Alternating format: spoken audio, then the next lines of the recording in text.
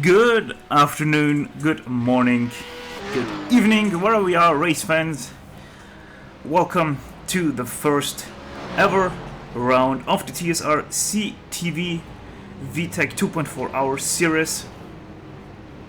We are here at the beautiful Barber Motorsports Park to celebrate, as already said, the first ever round of this series. Qualifying is already on the way. 20 minutes qualifying for both classes. Everybody's out once, as it should be. So let's go directly in and enjoy a very beautiful race.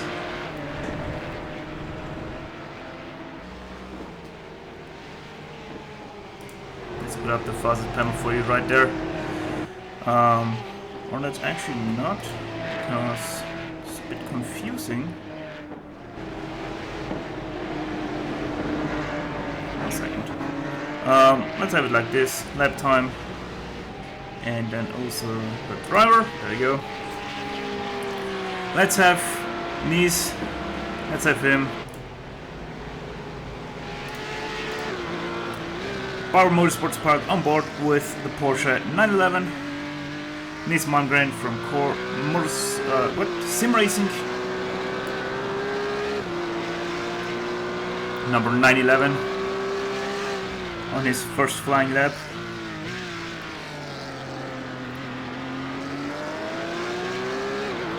Barber Motorsports Park, a very tricky track, very technical. It's very hard to get a perfect lap in here.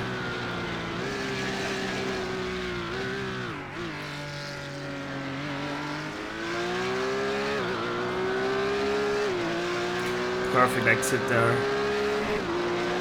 You have the very fast chicane, hard curbs. Very easy to unsettle your car right there. Very short braking zone for these two turns. Down a gear for both, and then the never-ending right-hander here. Closes very late. Stay on the right side, and there you have it. Last turn already, and over the line with 124.461, setting him into 6th place.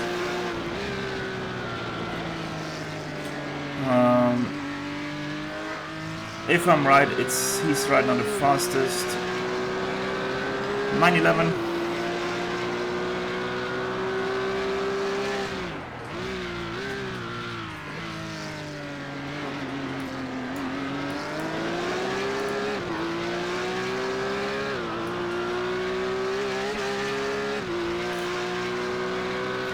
Let's go on board with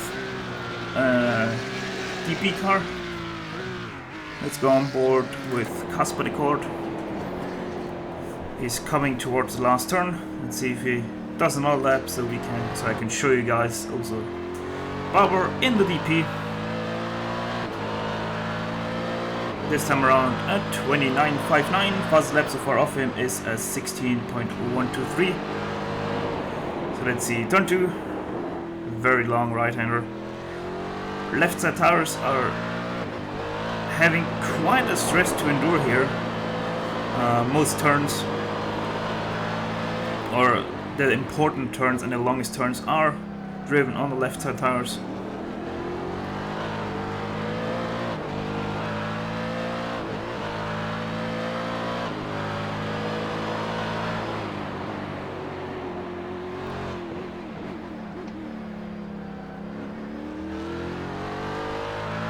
Using all the track width there for the exit.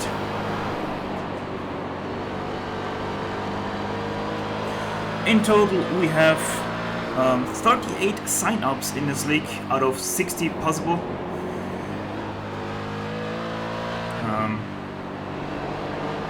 Race procedure quite easily, rolling start. There will also be full course yellows. Full course yellow speed, quite easy, is set to pit limiter speed. and they will only be used if there is a real need for it, like a bigger crash or a crash in a dangerous position, just to keep everything safe. The drivers are allowed to pit during the full course yellow, so they can make it a bit strategic.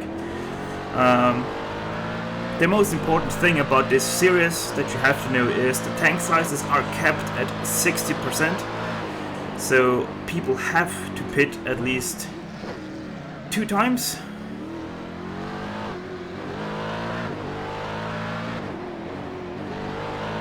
That was quite an unfortunate encounter there for Casper.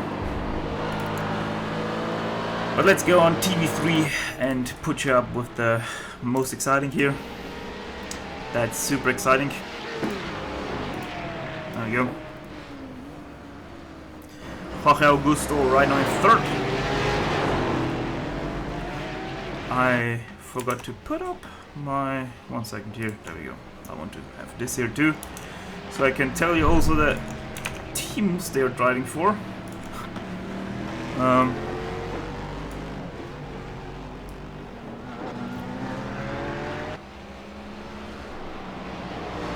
So far right now we have 21 cars in the session.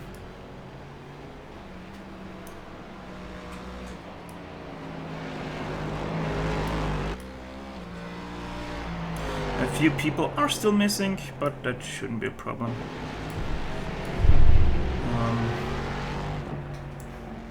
Trying to kind of even things up here so I can have a better look at the cars here and the car team numbers. There we go, that's way better. There you go. So Jorge Augusto is driving for reverse gear Motorsports. Number 81 should be. Yep, 81.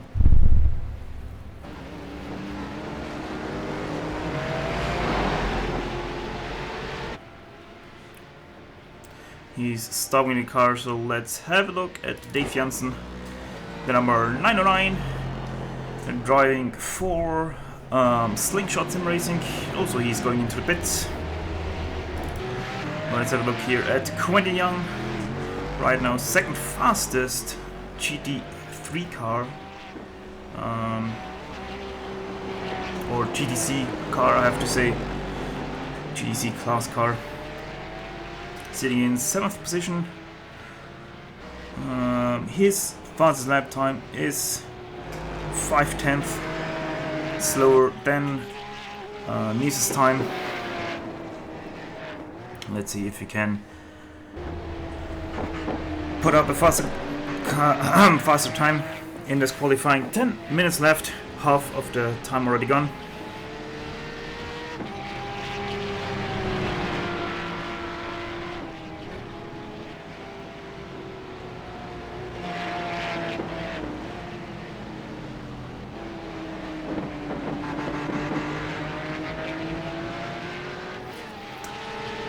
The TSRC TV 2.4 hour V-TEC 2.4 hour series, such a long name. You don't even want to know what's the full name of this series, it's just way too long.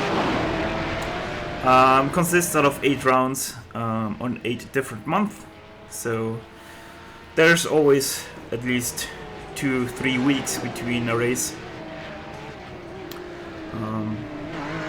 Starting off here at Barber Motorsports Park, ending off in that's a good question. When is it ending? I have no idea. Let me have a look, and I can already give you all the race events of this series. You'd think I should know all this series or the races for this league, but I don't. Doesn't matter.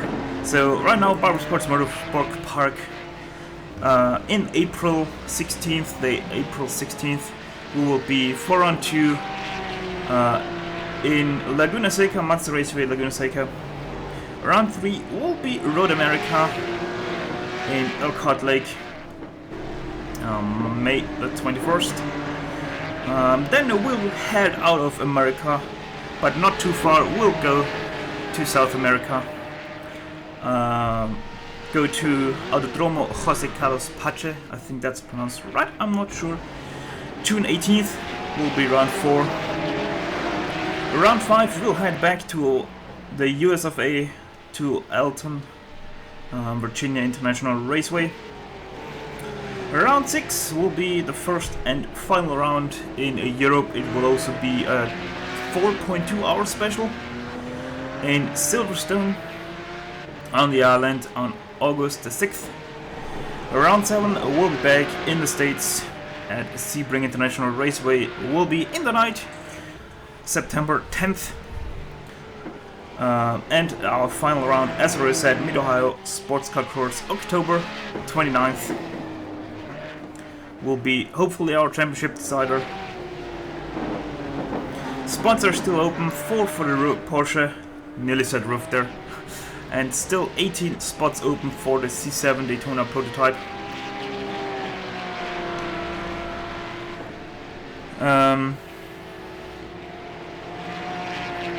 Also, for the winners of the classes, there will be a $10 prize, either paid out via PayPal or iRacing credits. $10, that is, for every driver of the series. There's a minimum of 1 driver required, of course, a maximum of 2.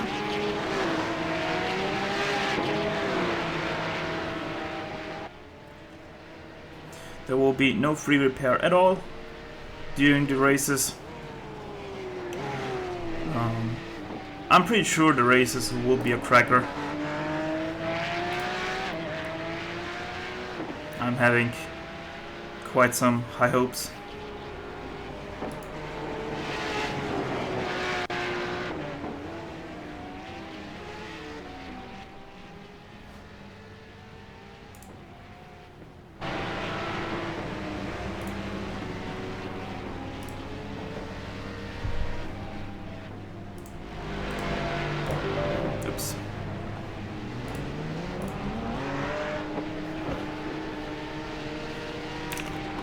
God damn it. There we go.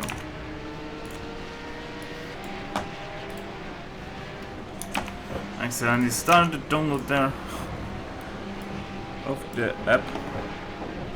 My bad, I'm sorry.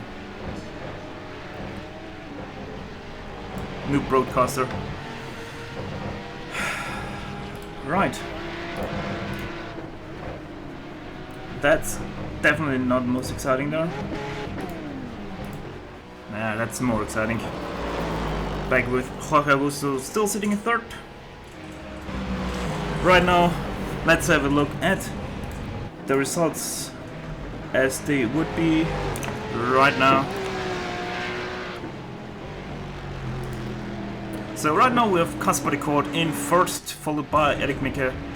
About 3/10 off of him. Jorge Augusto sitting in third. Dave Jansen fourth. Andrew Micke, I hope that's pronounced right, sitting in fifth. Dmitry Sivkov in sixth. And Jonathan Dix in seventh. That concludes our DP drivers there. Nis Malmgren in 8th, Quentin Young in 9th, Hunter Reeve is right now 10th overall, starting class.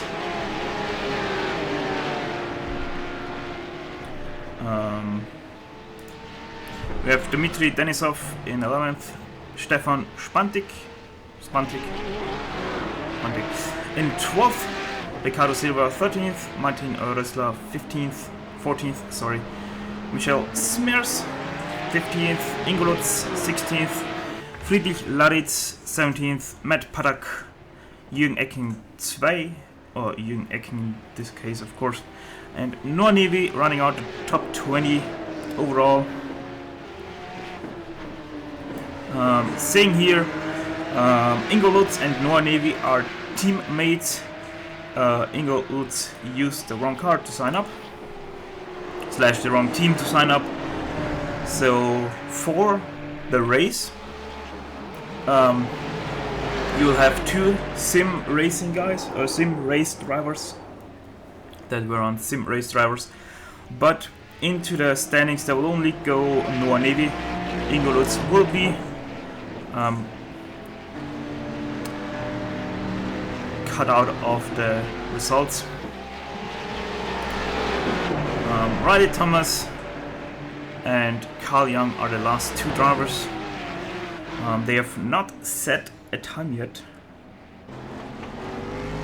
Or have they? Well, yes, Riley Thomas has set a time yet, but Carl Young not. And 22nd, that's me. Oops, that's the results. There we go.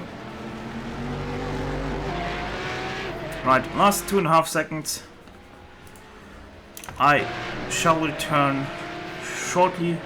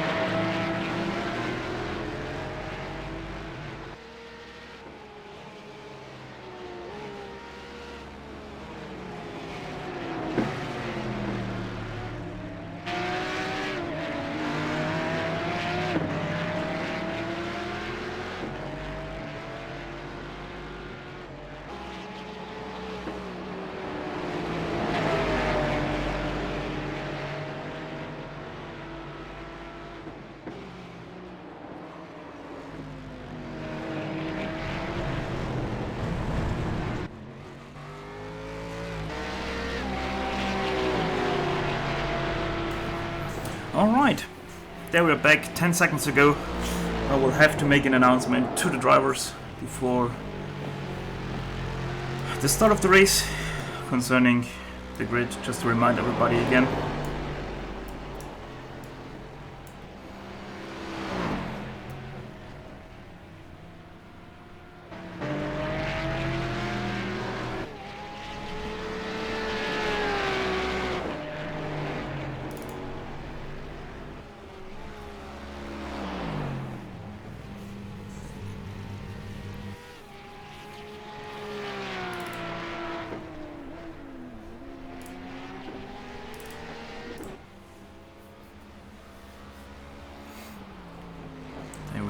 Carl Young, let's go on board with him. Wrong suspension. This one. There we go. On board with Carl Young.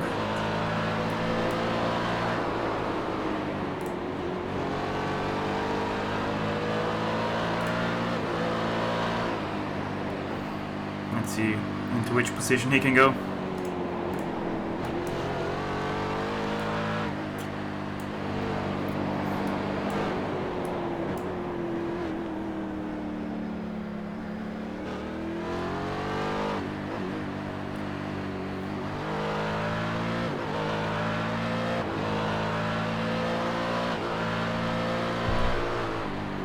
And Carl Young goes 8th.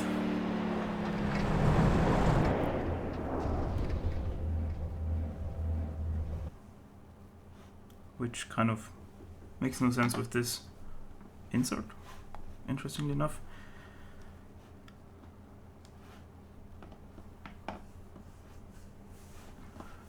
There are still people sitting in the pits.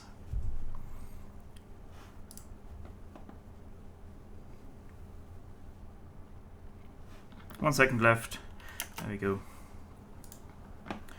So,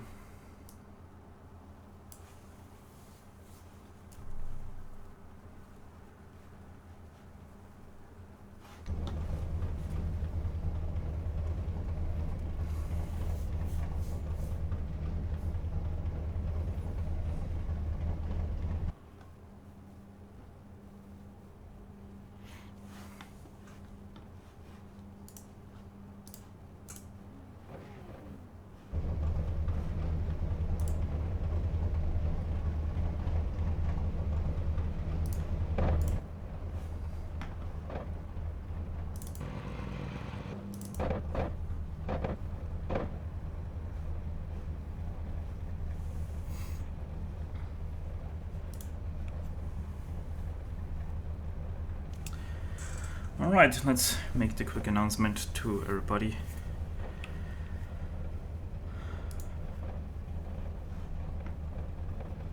I don't even know if they can. I have to make this real quick here. No back, yes. It was chat, yes sir.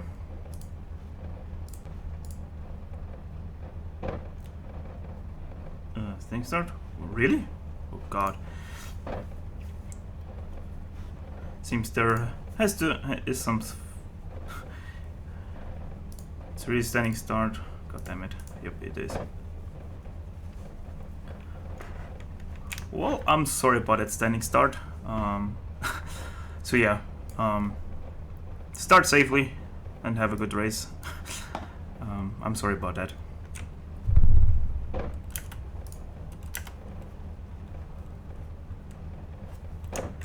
That's strange.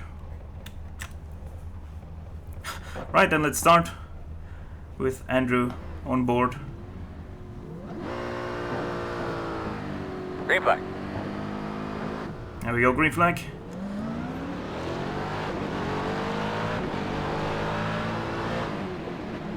Oh, we have a spinner. Oh, and the big crash right there. Oh, buddy.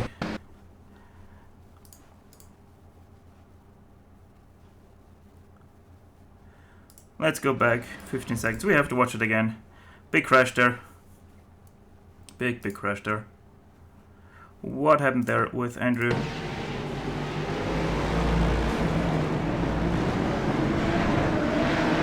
Great avoidance by pretty much everybody.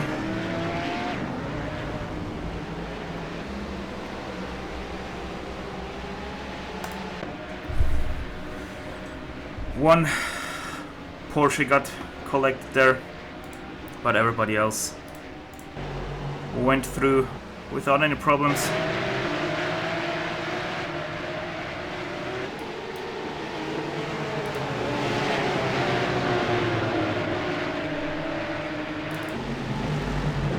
Jorge Gusto right now leading everybody.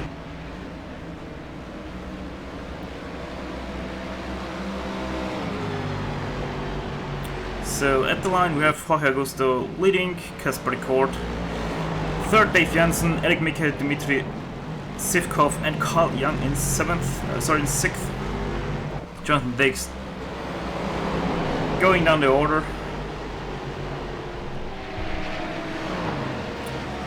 In the in the Porsches we have Quentin Young leading, Dmitry Denisov, Hunter Reeve third, Ingo Lutz fourth, and Michel Smears running out the top 5 of the GTC class.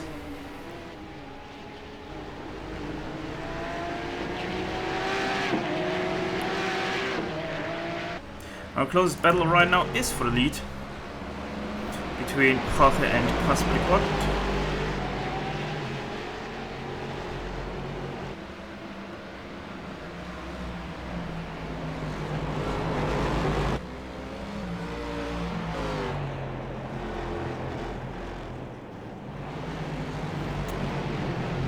Let's look back from the number 81 machine back to the number 292, Kasper.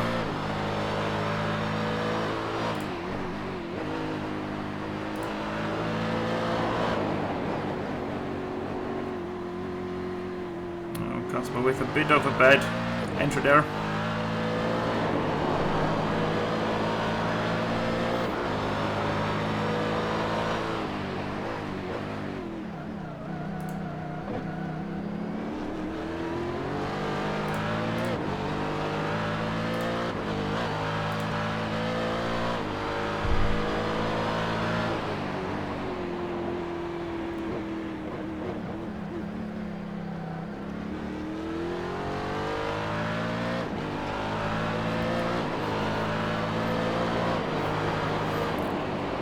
Have in front Jorge and behind him Kasper.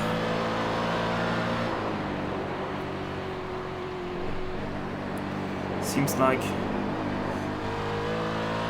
Kasper can't quite keep up with him. And as you can see, the gap back to Eric is already 2.4 seconds. Or 2.7, I'm sorry. Looked at the wrong insert.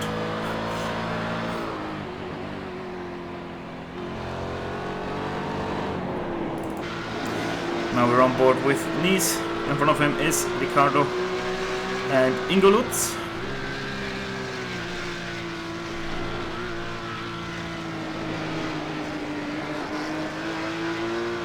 They are battling for 4th place in their class.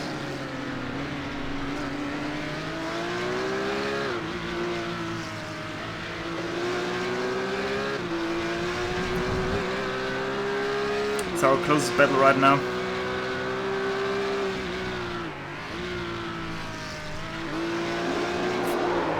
Oh, he's making a mistake there, spinning the car out. And now he has to wait a very long time, even though the track is quite wide. A generous 43 foot wide everywhere on the full course layout.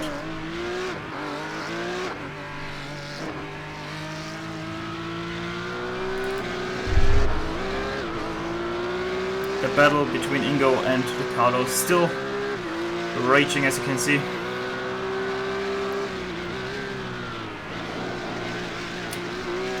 The Porsches are very hard on their tires, especially on the rear tires, due to no traction control. So you really have to be careful what you do with your right foot.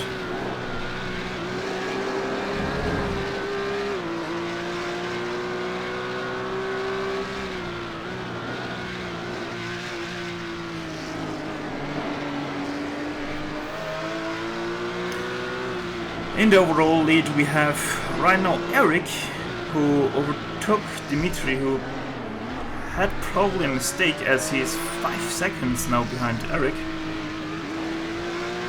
Oh, the undercut right there from Ricardo, great overtake on Ingo. Puts him into 4th place, 7 seconds back on Hunter Reeve, who is 3rd in the GTC class. In the lead of the GTC class we have Quentin Young in the number 91 machine. 2nd place is Dmitry Denisov, who is 2.6 seconds behind him. Hunter Reeve, as already mentioned, in the 777. 3rd, 3.3 seconds back on Dmitry.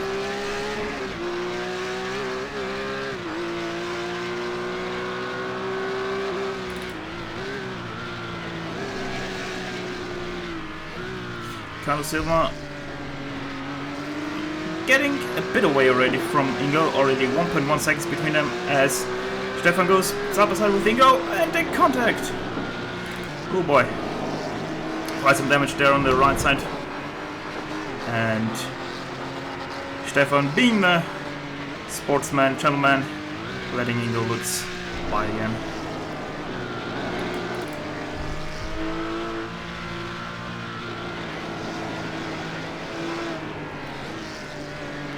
So we look at Martin Dressler, he's right on the nose of Nice Marmbien.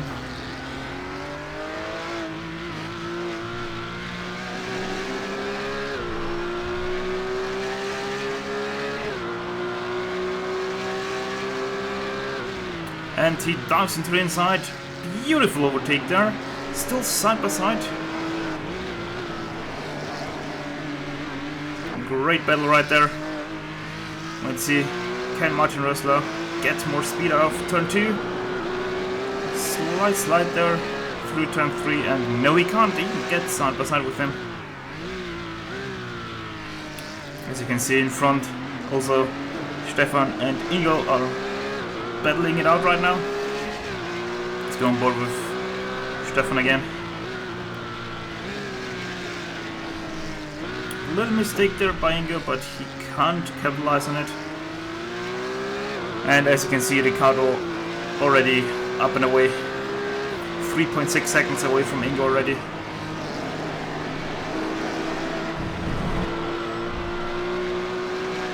Will he try it? Oh! Bad judgment there. Very bad judgment. Let's have an instant replay there from Ingo's car looking back. If I can find him, that would be quite cool. There we go. There we go. Very bad judgment there. That was a bit of a miscommunication between Ingo and Stefan right there.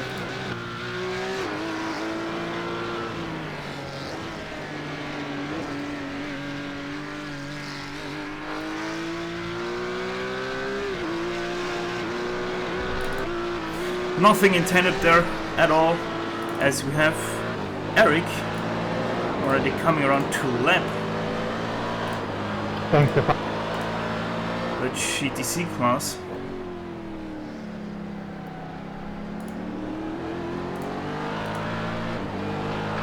Let's stay on board with him for a bit as we go through the GTC class, and let's enjoy a bit of pure sound.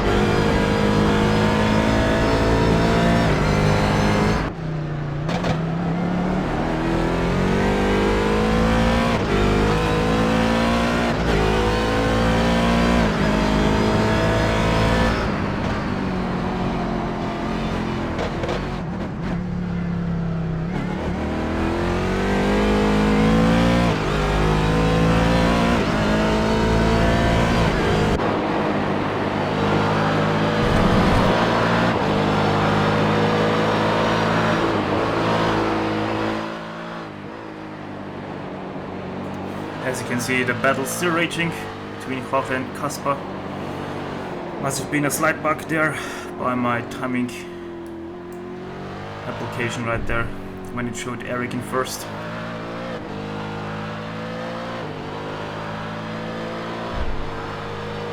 Jonathan Dix, the last DP who is still racing, is right now 14th. Fighting his way through the GTC field right now.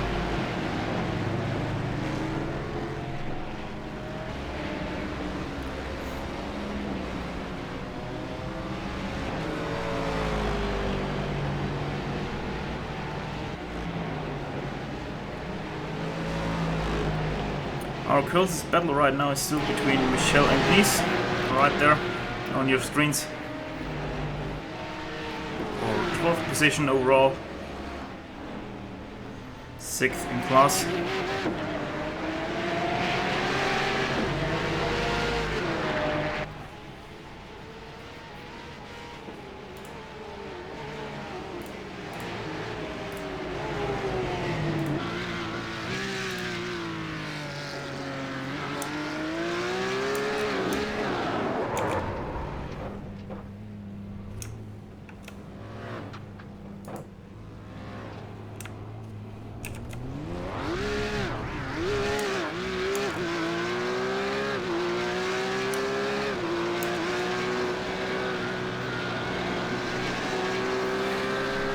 Bit of a mistake there once again from these, as you were able to see.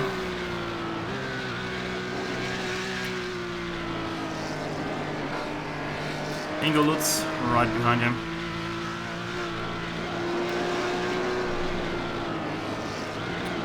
But let's go back to our lead battle. They're as close as ever since the beginning. Times are also quite the same.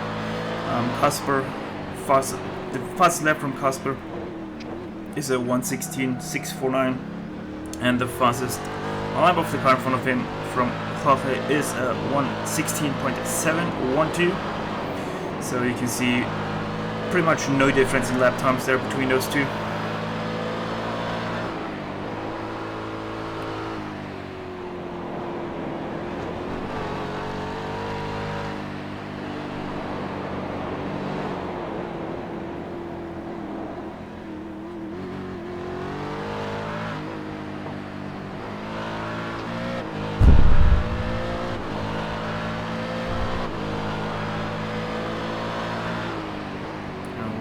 Nearly tried it there, Kasper, but didn't get quite close enough to the number 81 machine.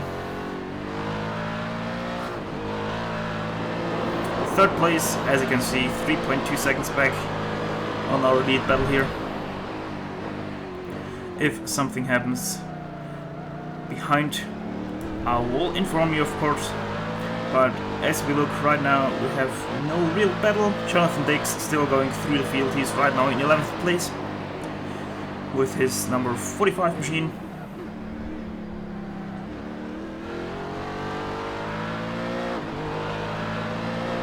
Martin Rössler is going through the field. Let's have a look back on what happened there with him.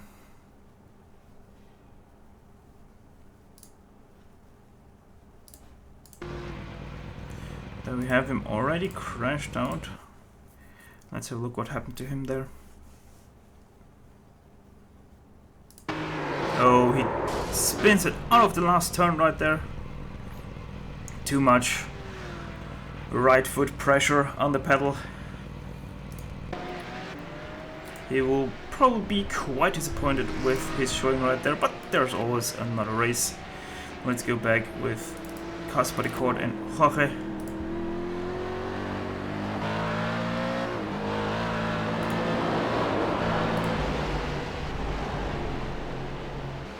Right behind them is Eric in his number 99. He's slowly catching up. His last lap time was over a second faster than the two in front of him, so he's really wheeling them in right now. They're fighting too hard, losing too much time right there, and as you can see, Eric is getting closer and closer.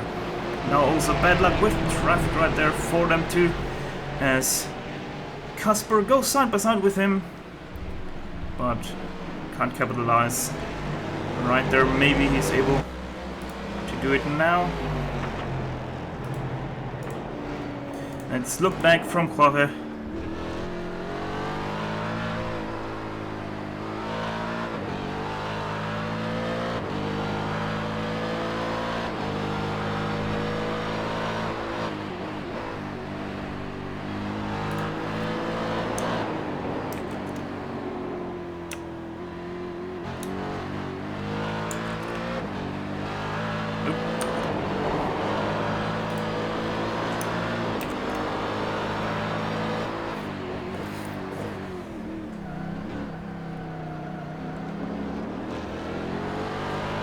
And as we are right now, let's go on board with Eric, number 99 machine. Let's look forward onto the other two, as he is already nose to tail with them. This GTC helping him even more.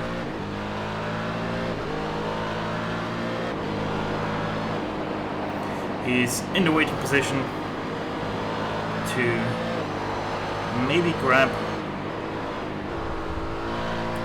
a second place there. Let's see if one of them does the undercut, which might be a possibility there. as this GDC car perfectly goes over to the left side and lets them all three by. Perfect awareness there.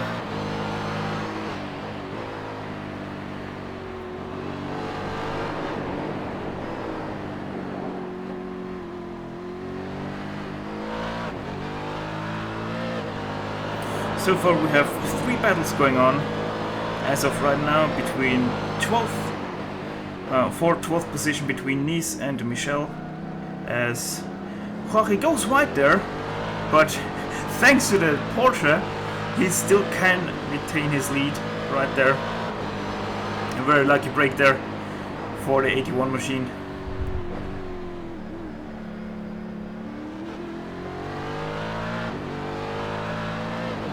Who has so far led every single lap.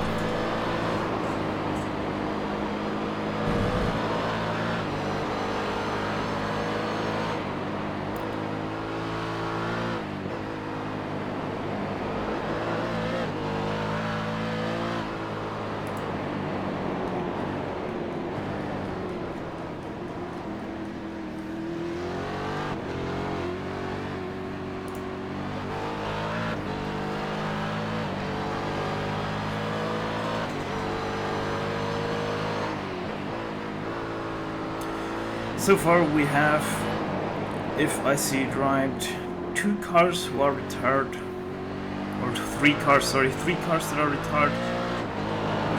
Never mind, 2 cars that are retired. One guy just drove out of pits again. Every single DP car is still running, but we've lost 2 Porsches so far.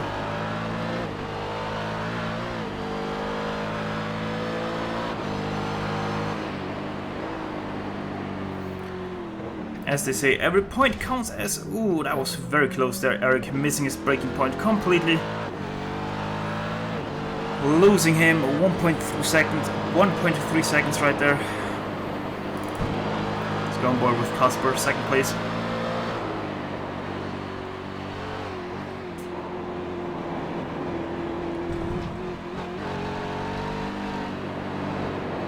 The battle for the lead is so far still the closest battle we have, as Jorge bad luck once again here with that GDC car. Let's see if Casper can do something here into turn 1. He goes to the left side, side by side. Not quite there though, or not quite willing to make this risky move yet, as we're just 21 minutes into this race so far.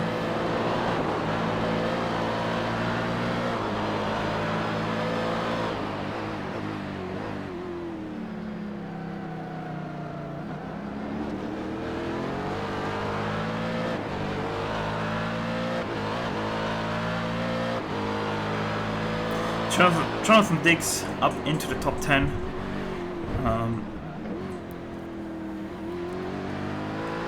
He was involved in the starting crash there, so he had to pit on the very first lap. Oh, bad luck there for Casper, as Eric is going on the outside, going past Casper actually, as you can see here.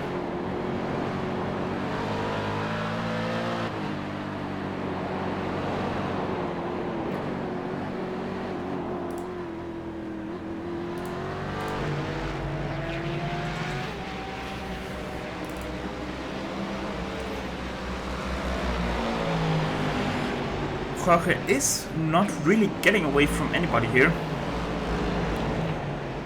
So far he was at the line, as you not can see of course, but he was at the line 1.2 seconds ahead of Eric. But Eric is still close to him, within draft range and everything. Had a bit of bad luck right there with this GC car, and we'll have again bad luck with another Porsche.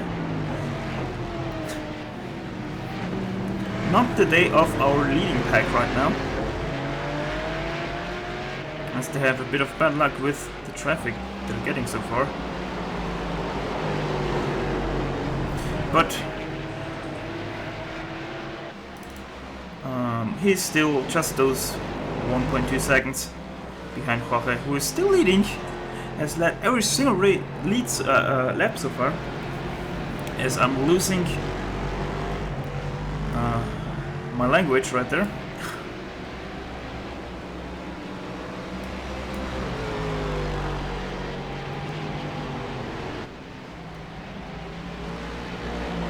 We're having in the GC class for second place also a bit of a fight right there, as you can see, between Dmitry Denisov and Hunter Reeve.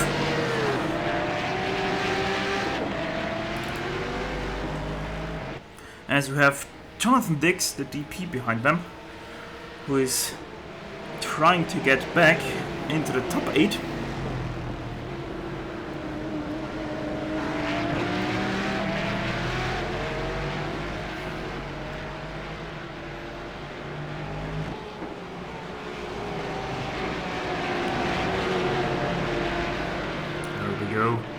He's already by Hunter Reeve there.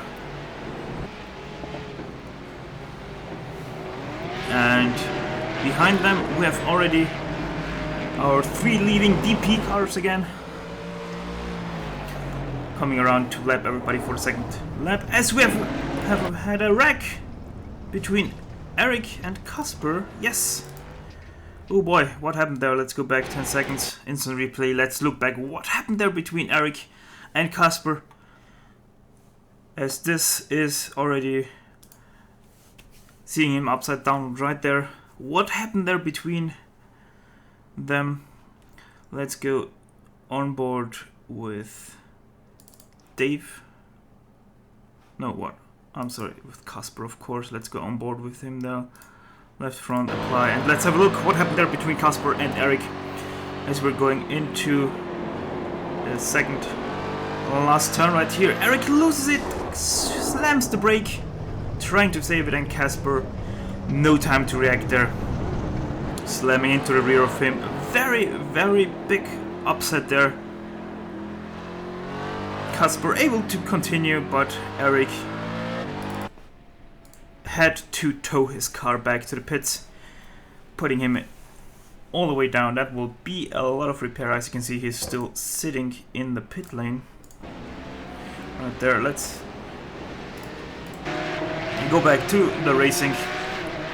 We now have Jorge Augusto in first, 6.8 seconds ahead of Casper. 292 spitting, 292 spitting. As you can hear, 292 Casper record pitting.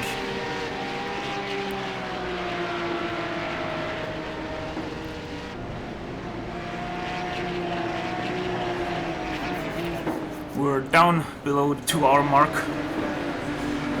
Gonna be interesting to see if Casper, if it's just a pit stop for him or if he has some damage to repair. Let's have a look. Sorry about that, I just got on the grass, I guess the tiniest bit, and it just went around. I had no idea that was going to happen.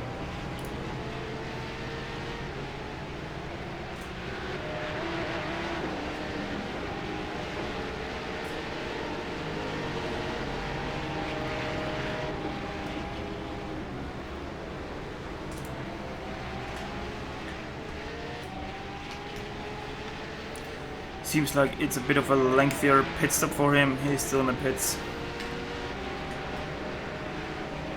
So let's go back to racing. Let's see, where do we have a battle going on right now. Let's go back to Ricardo Silva. 4th place between him and Nils Malmgren. The Porsche right behind him.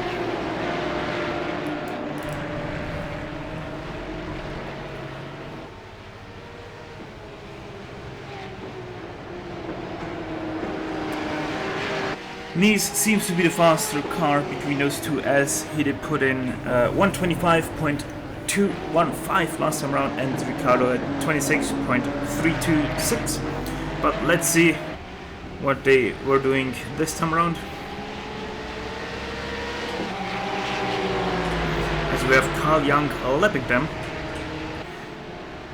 3 wide into turn 2, everything goes, sorry, into turn 1 everything goes smoothly, as also Nice has overtaken Ricciardo.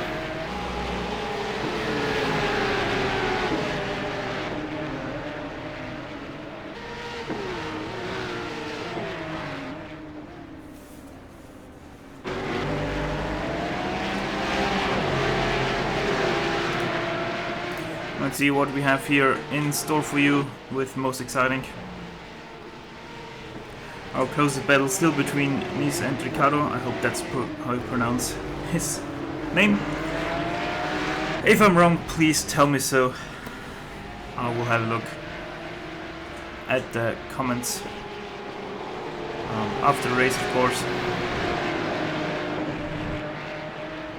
I'm also open to any feedback you have to offer for me. Ricciardo can't hold the pace of Nice. 292 pitting out, 292 pitting out.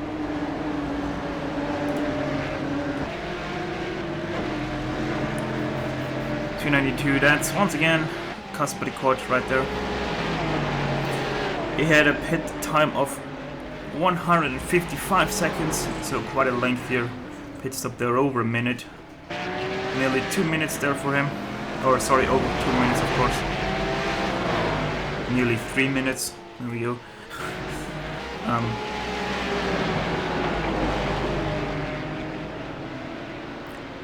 have Dmitry Sivkov sitting in 4th place overall and in class. Carl Young is 3rd. He is 12 seconds ahead of Dmitry.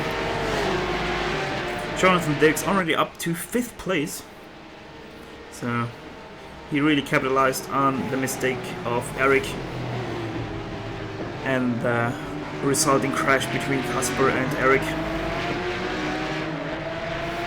In first of the GT3, the GTC class, we still have Kwon Young. He is 3 seconds ahead of Dmitry Denisov, who is in the yellow Porsche right behind in the picture, who is followed right by Hunt Reeve. And then we have a 17 seconds gap back to Nice Malmgren.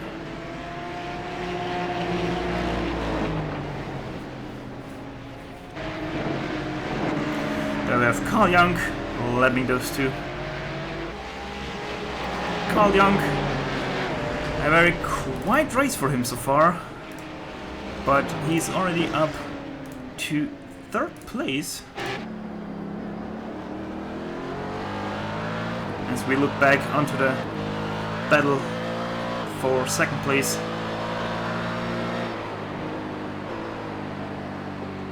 Between Dmitry Denisov and Hunter Reeve.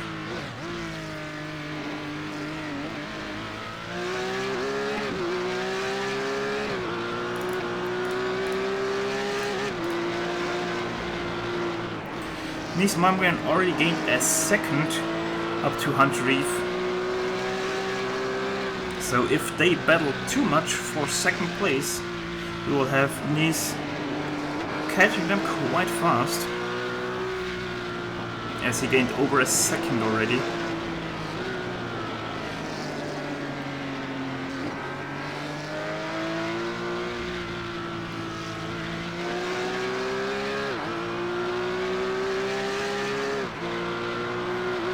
Right now the battle for 2nd in class, 8th overall between those two Porsche drivers is our closest battle on the track. I will keep you updated. As Jorge Augusto did pit. And we have Dave Janssen now in the 909 machine in 1st place.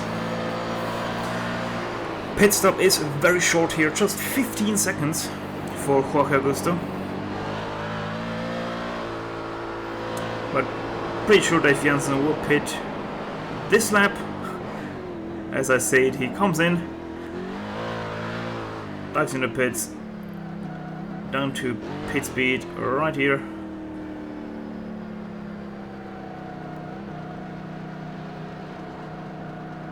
Ignore the lollipop man right there.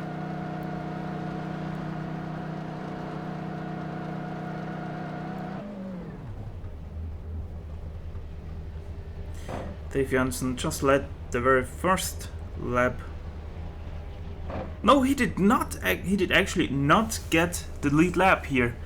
Jorge Augusto crossed the start-finish line faster, or sorry, before Dave Janssen did. So he's still leading so he still led every single lap of this race. Carl Young now in second. He still has to make his pit stop. Very quiet race so far for him. He's the single DP car that still needs to make his pit stop. Every single GDC car has not pitted yet, so we're still waiting for the GDC cars to pit. We'll keep you updated on there as Carl Young goes wide here onto the grass. Let's see, does he come in now or not? Would have been a bit of a bad timing there if he would have needed to pit. So Carl Young definitely, bit of a communicate. Are you get hold the line, dude? Come on. As for some reason we still have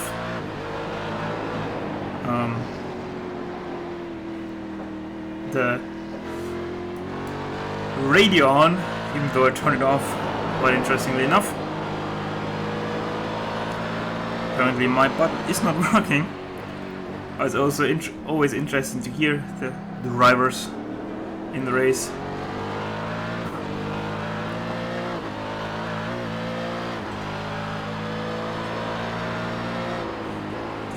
What's very interesting, Carl Young he's so far 2 laps longer than most of the DP cars, and he went so far a lap longer than Jorge, who is first. So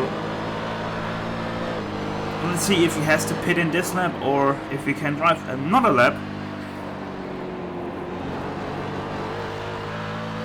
But it really seems like that a stint is about 30 minutes long for everybody in the DP cars, as he has to go indeed into the pits now.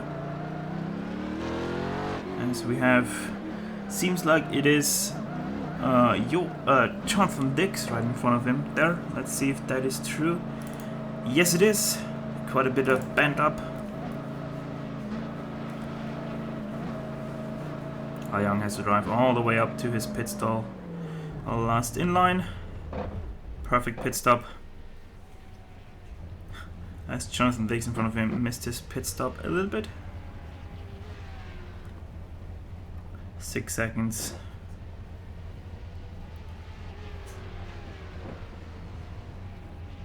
$18 seconds, and he's off 18.1 seconds in the pit. Second fastest pit time so far. And he's out again. Still third.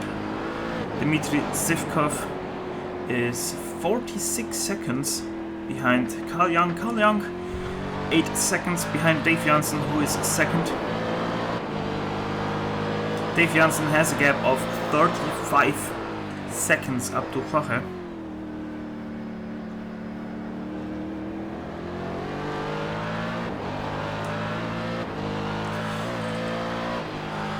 Let's go back to our closest battle right now, which is still going on between Hunt Reeve and Dmitry Denisov.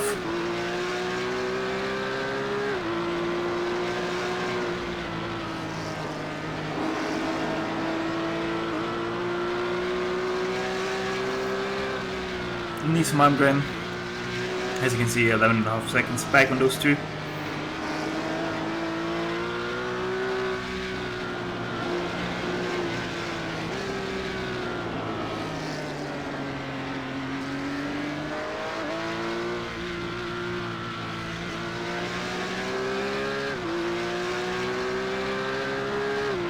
You can see a bit of left front damage there for Hunter.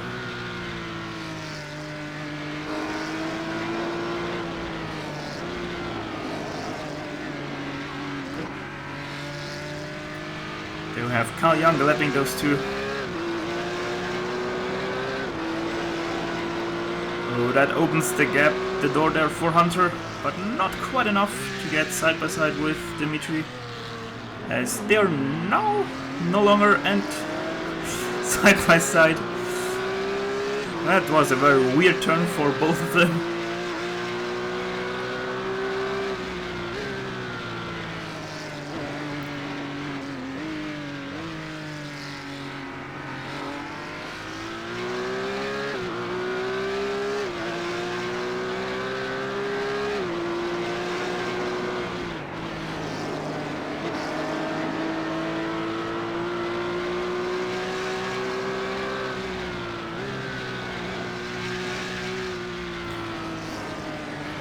So far, nobody has pitted yet of the GC cars, except for the Matt Paddock number 51 machine, who was involved in a turn 1 incident between him and Andrew.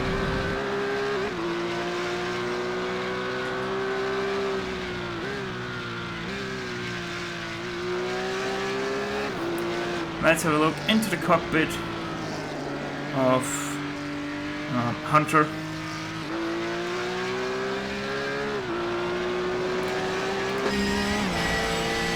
And I will leave it alone once again.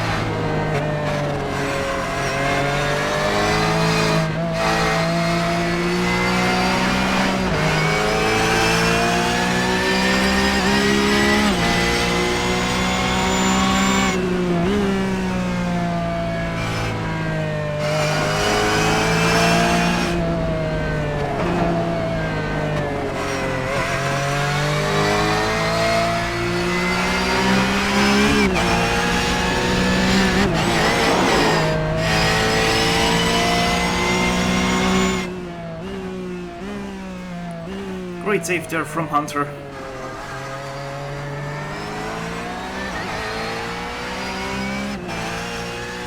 As Nice Margin is getting closer and closer. Not just 8.5 seconds between Hunter and Nice.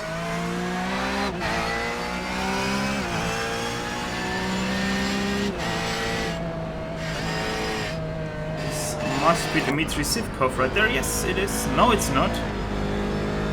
Was it Kasper? No, that's also not. Who was the car in front of him?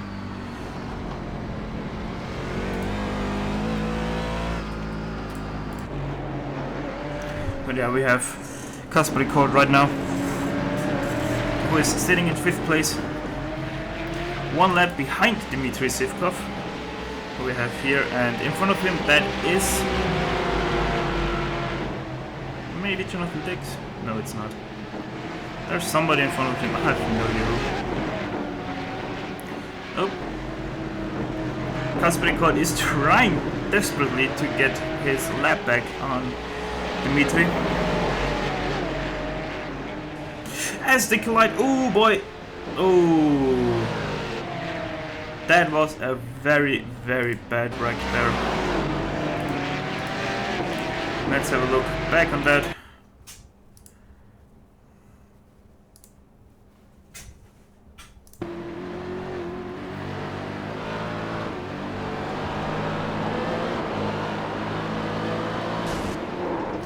Oh, yeah. Dimitri thought he can go by on the left side of Dmitry Denisov, but Dmitry Denisov stayed on left side bad judgment, and Kasper got once again nowhere to go right there. But nothing intentional at all right there.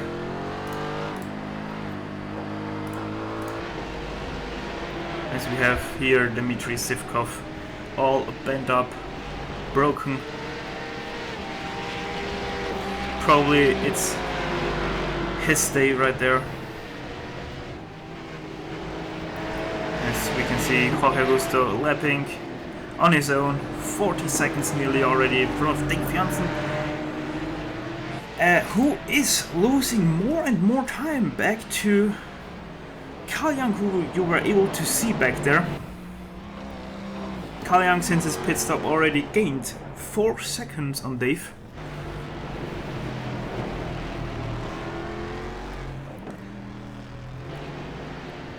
Who had, very interestingly enough, a very bad last turn there, nearly hitting the outside wall. And we now have a battle for second place between Carl Young and Dave Janssen. Let's go on board with Carl Young looking in front to Dave Janssen.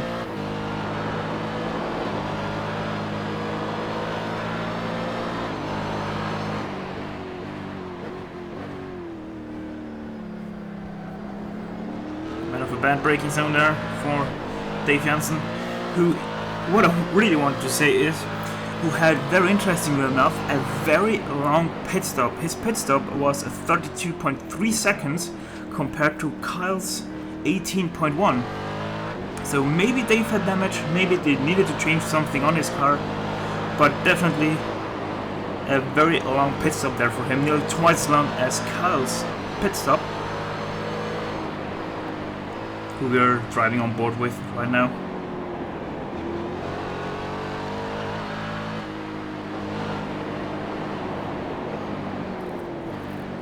Dave Janssen seems to have a very unsettled car at the turn-ins, as you can see him quite often sliding into the turns. So he's not really looking after his tires, which shouldn't be a problem in a DP anyway, because the DP is quite soft to the tires, and we're only using 60% of a tank size.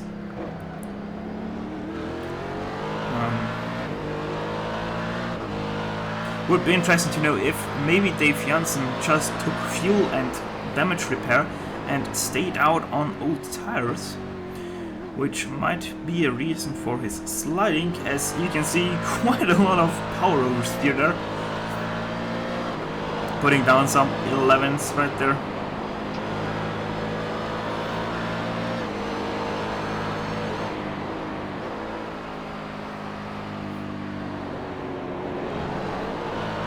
Of course, second last turn here, quite a tricky turn to drive. To be fast, you have to turn and brake. Not a lot of cars really like that, so you really have to be kind to the brakes and the steering wheel to really do something. We're staying on board here with Carl Young. It's our closest battle right now. Nils Malmgren, by the way, is already nearly 2 seconds behind Hunter Reeve and Dmitry Denisov. We have one GDC car so far who has pitted, being the name of Paulo Honorato in the number 73 machine. Dmitry Sivkov, I can confirm, has retired the car.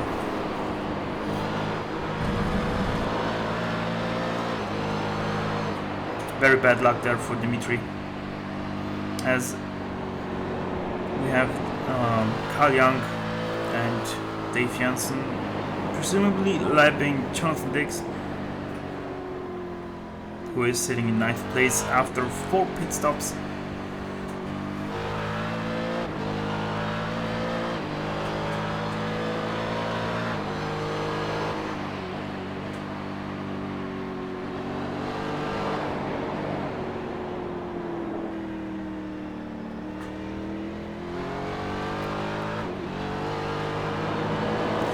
lap times of Dave Jansen and Carl Young are pretty even up, just in the last lap, 2/10 between them. As both go very wide there.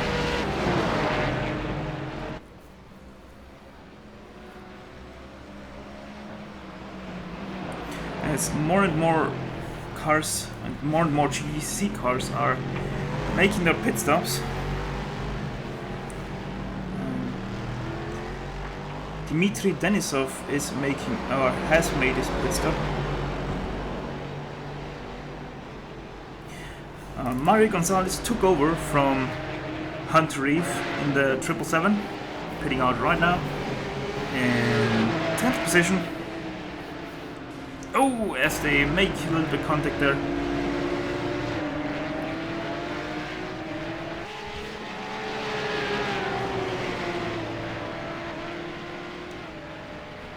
I will inform you if something happens between Carl Young and Dave Jansen.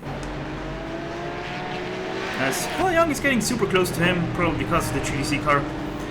So let's jump back to this battle here.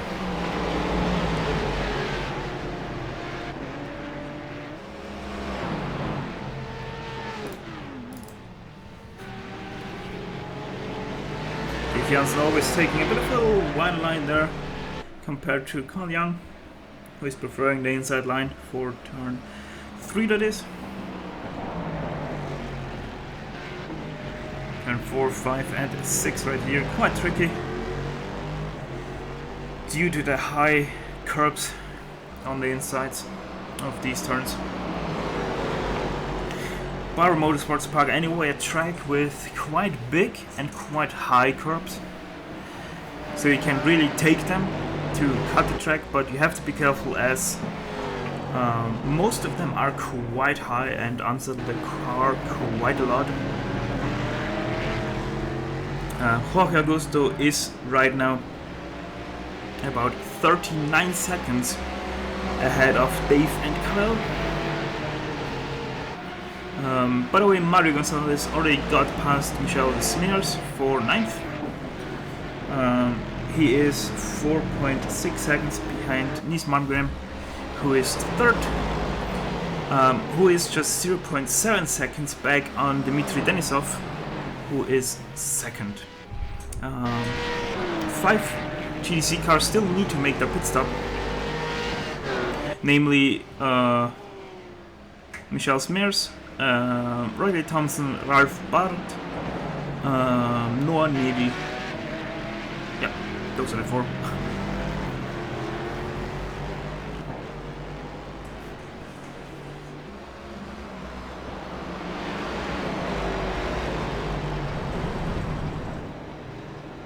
Oh, great save there from Carl Young, slamming the brakes to not lose the car completely. As we see, the 999 pitting, and that was very interesting. The 46 just standing there now in the pits. Maybe he did run out of fuel or something like that. Let's go back very quick to Nis Malmgren and Dmitry Denisov.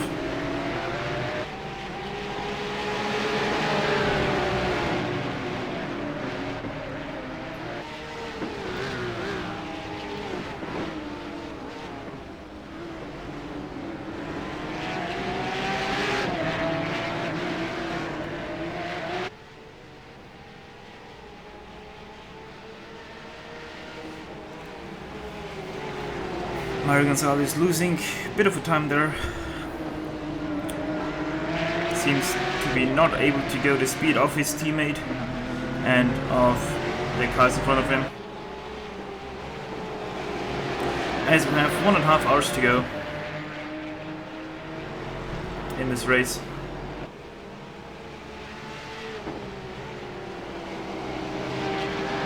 So we're about halfway in this race.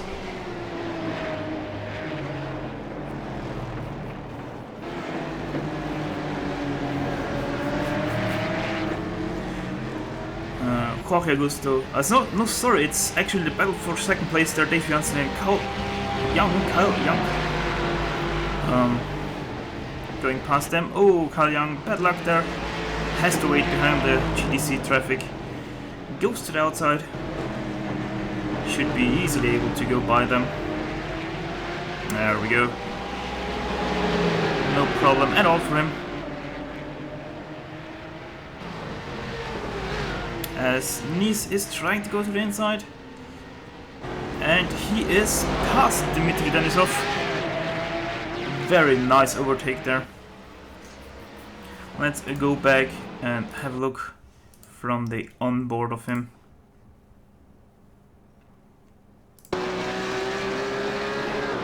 Using Carl Young there, going to the inside, just executing it perfectly.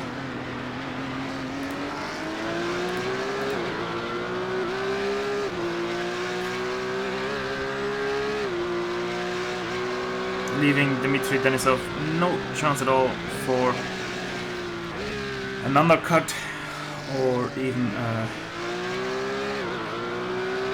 try to overtake him back. Let's go back to life, staying on board with Nice. Already 1.5 seconds in front of Dmitry. As you can see, quite a bit of a gap there. Carl Young did fall back 1.8 seconds to Dave, who is still holding the 39-40 seconds back to Jorge.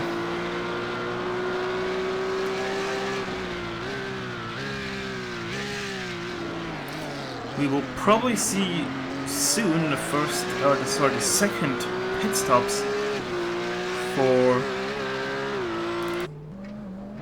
the DP, as I caught Dave Janssen going down behind Carl Young as he did spin. Let's have a look what happened there for Dave. Going into the very tricky section and just losing the rear end, nearly catching it and just sliding it. You can see Carl Young driving away in the distance. As I think Dave Janssen just crashed. Let's have a look back on it again. What happened there now? Very bad luck for Dave Janssen there in just one lap. First throwing the car away and now throwing it back away even more. Very interesting. Seems like he was looking at something else. Or his wheel stopped working there or something like that. That looked very, very, very weird.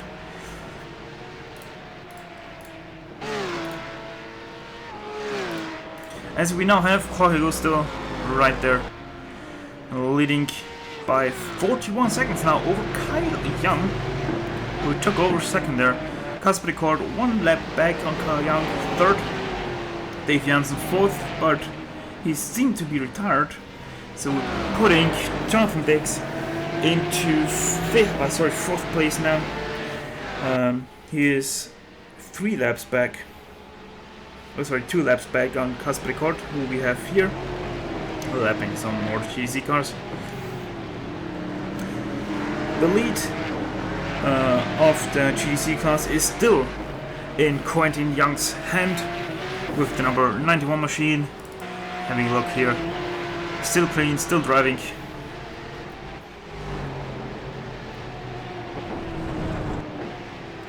Nice Malmgren is second, 18 seconds back on Quentin Young. Third, Dmitry Denisov, fourth, 4 seconds back on Nice. Fourth, we have Mario Gonzalez, 16.2 seconds back. Paolo Honorato we have in fifth of the GC class. He is, as you can see, 13 seconds back. Oh, sorry, 26 seconds back. 13 seconds back is Michel Smers.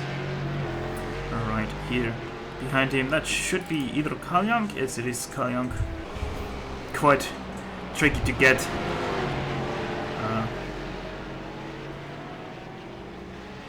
The eye on Carl Young. Sorry, to have the difference between Carl Young and Jorge Augusto, as the cars look a bit similar at the front. as Training Paints did not download the paint for Carl Young.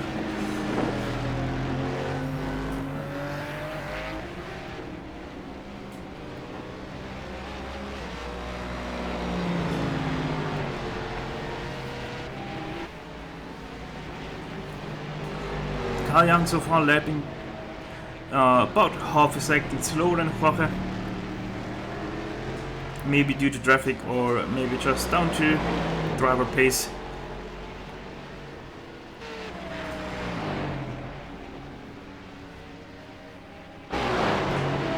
Bit of a sideways entry there for Carl Young into turn 3.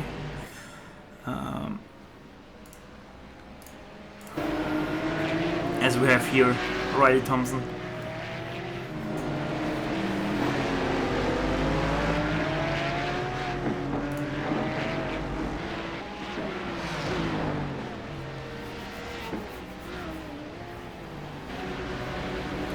Everybody lapping so far on their very own.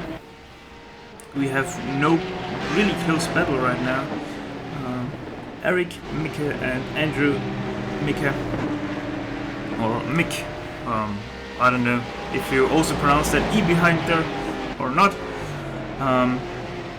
They are fighting their way back through the field, already 16th and 18th overall, 16th. Overall, the top 15 get points for the overall statistics. So, Eric trying to get back the top 15, trying to go back into the top 15.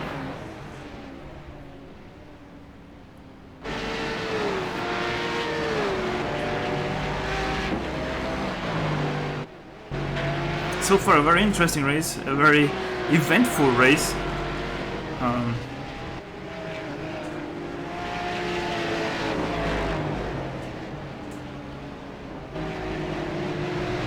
As we had a bit of a problem at the start with a standing start instead of a rolling start.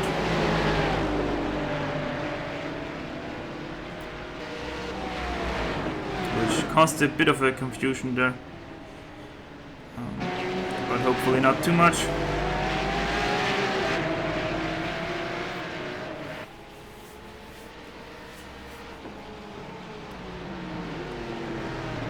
The closest battle right now for position is between Ingolot and Riley Thompson. They are a second apart from each other, so let's have a look at them. 292 pitting in, 292 pitting in.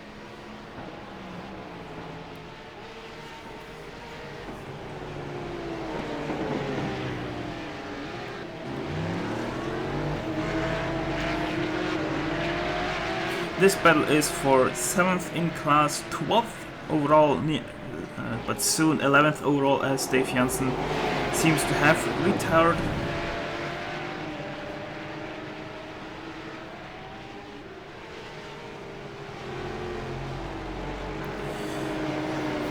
So far we have 1, 2, 3, 4 retired cars. Last driving car is Matt Paddock in the number 51 right here.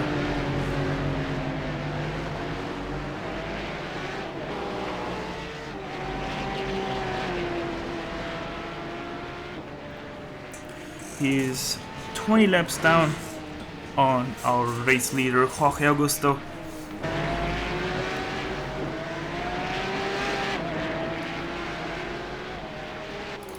Sivkov is still standing here, but a very lengthy repair time. Andrew is right now in the pits, making his pit stop. No Navy is also still racing right here.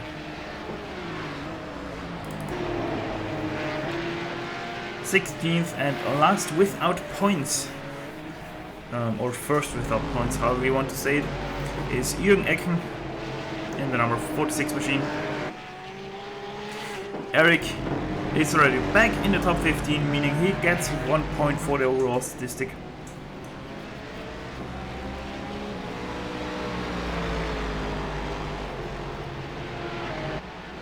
Dave Janssen completely left the server. He is still ranked in 14th. Harald Ide 13th overall. Riley Thompson is 12th overall. Right in front of him we have Ingo Lutz still in 11th, 7th in the class. 40 seconds in front of them is Michel Smears. 14 seconds ahead of him is Paolo Honorato in the number 73 machine. Mario Gonzalez is 8th overall, 4th in class. 23 seconds back on Dmitry Denisov, who is already 10 seconds back on Nis Mangren, or Nis Mangren, I'm gonna pronounce him Nis,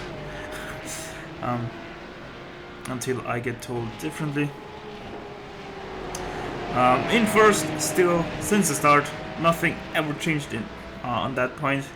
We have Quentin Young right now going over start finish, as we have Jorge Augusto pitting.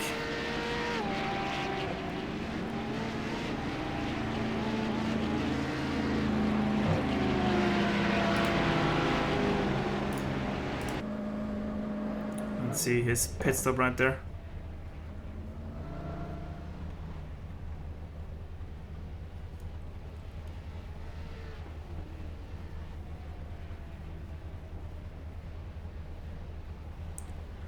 Seconds, 15.3 seconds, and he's away already. Fast pit stop there from him, and shifting up the gear for safety, and onto the racetrack again, right behind Matt Patak, number 51 GC machine. As we have right behind him here, Dmitry Denisov, who is lapping another GC car.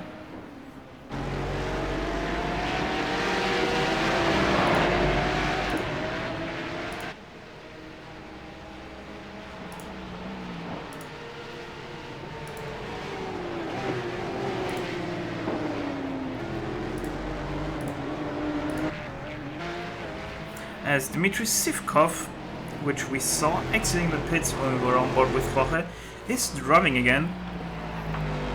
So we still have 19 cars running. As he's pitting in again. Maybe he's putting the car into his pit box and leaves it there. Maybe it has too much damage to continue driving it safely. Let's have a look what it does. Does it put it to rest, or is it just in for pit stop?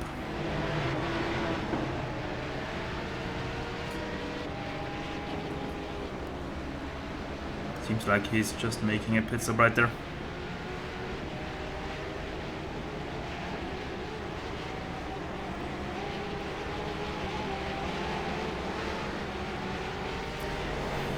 Let's have a look. Do we have a close battle? Yes, still between still between Riley and Ingo.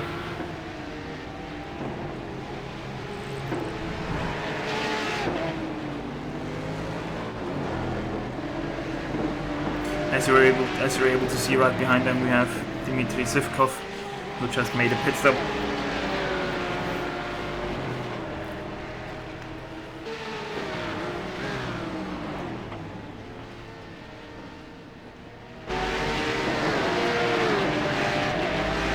So far we only lost 3 cars in this race, as we have 1 hour and 16 minutes to go. Oh, Dmitry Sivkov. Cold brakes. Great save there. Rejoining the track safely again.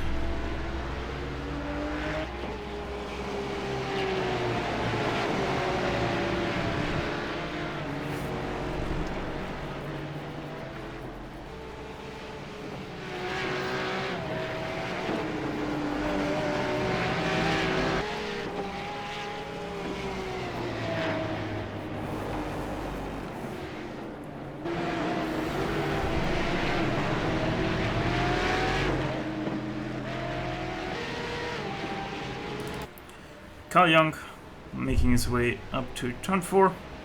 Still second now because of the pit stop of Jorge, 15 seconds back. He is 2 laps in front of Kyle McBride, who is in 3rd, who took over the 292 machine from Casper Record. 4th, 2 laps back on Kyle McBride is Jonathan Dix, who, after his turn 1 incident, is very quietly racing away. Just 1 lap back on Kyle McBride.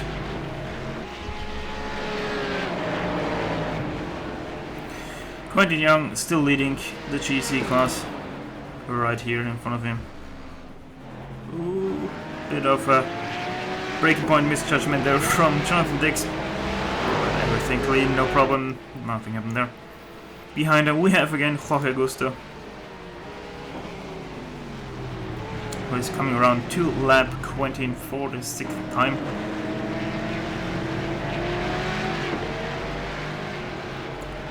As we are approaching the 1 hour done mark.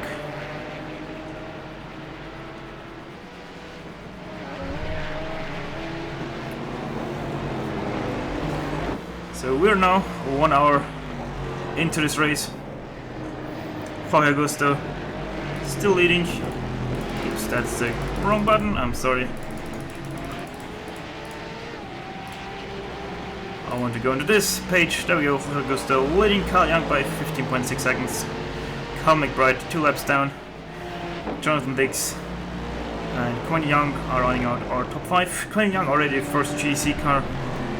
Just ignore the 2 seconds back because that's just a bug. Nick Malmgren 6th, Dmitry Denisov, Mario Gonzalez, Paulo Honorato and Michel Smers are running out the top 10. Ingo Lutz, Wright Thompson, Harald Ide, Eric Micke and Jürgen Ecking are running out the top 15. They're within 8 laps. Noah Nevi 16th, Dave Janssen still, as you can see, in 17th place, but he has retired. Andrew is now in 17th, overtaking Dave Janssen there. Dmitry Sivkov is 19th. Matt Patak is 20th. He is the last racing car, so we have 19 cars still in this race. 3 retired, 4 if you want to include me. Let's go on board with Jorge and let's have a bit of pure sound once again.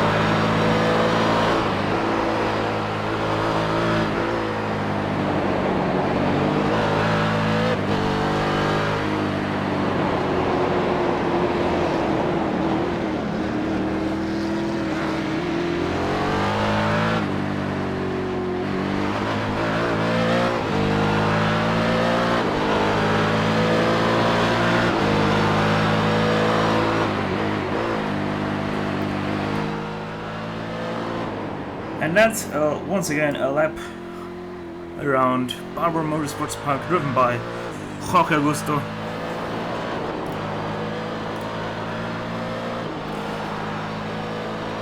His last lap was 1:17.985, as you were able to see.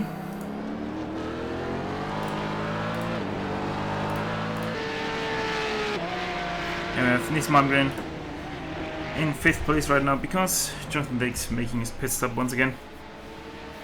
Or has made his pit stop. We're able to see there. There we have Ryan Thompson and Ingvar Lutz still battling out for 11th overall, 7th in class.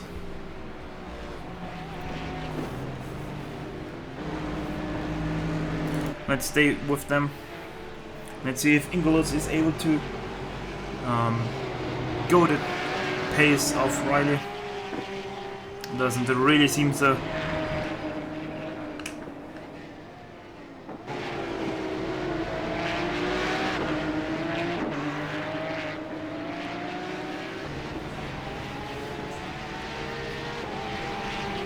I see he's already lost 1.6 seconds going over the stripe there.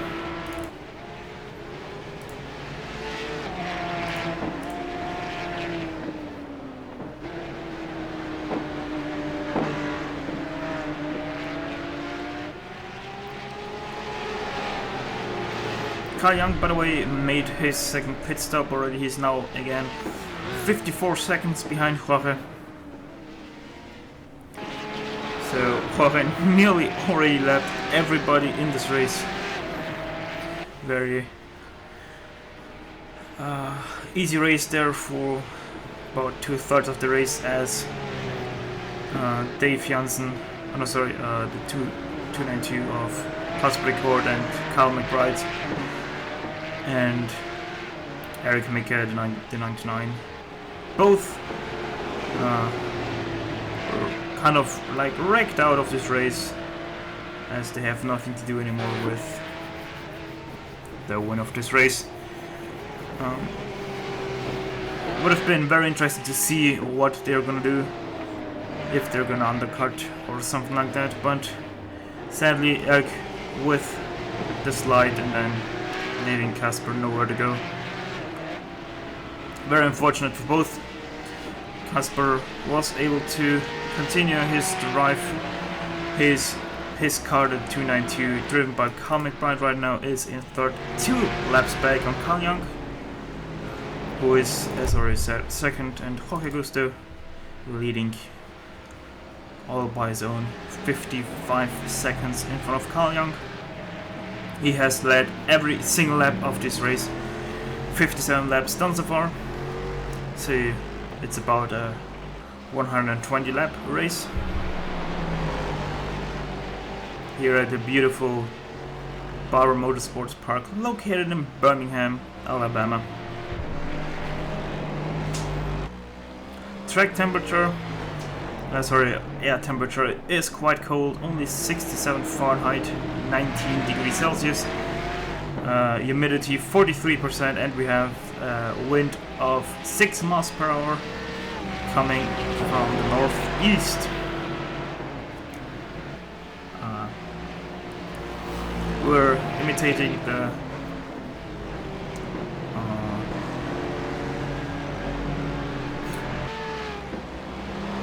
conditions quite realistically. Our last update always comes on Thursday, and the weather report from Thursday is gonna be the weather for the race, which was, as already said, 67 Fahrenheit, 43% humidity, wind northeast 6 miles per hour, so quite calm and cool. Racetrack probably still has somewhere around 30 to 40 degrees Celsius.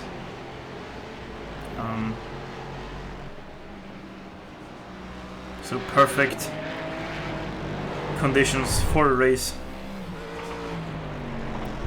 As we see Jorge lapping on his own, coming to conclude lap 59.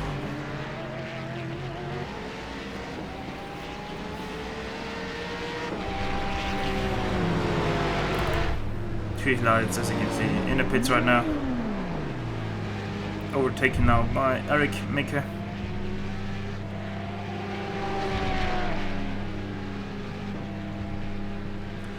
Our close battle right now is between Ingo Lutz and Riley Thomas. They're already 2.4 seconds apart, so Ingo really can't go with the speed of Riley. Last lap around they were apart. Ingo was 6/10 slower than Riley.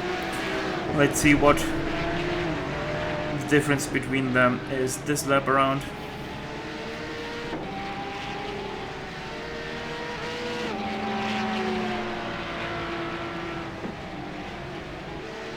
This time around, Ingo was faster by 1/1000th of a second. So pretty much the same time. Riley with a 1:28.061 and Ingo with a 1:28.060. So nothing really happens there. As we see here right now, Connie Young, who is still leading the GTC field, being 4th overall, 1 lap behind Carl McBride.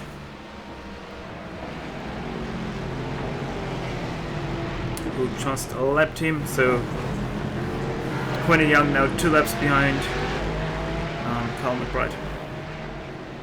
Oh sorry, he's actually 3 laps down, I'm sorry. There we can see Carl Young 2 laps in front of Carl McBride.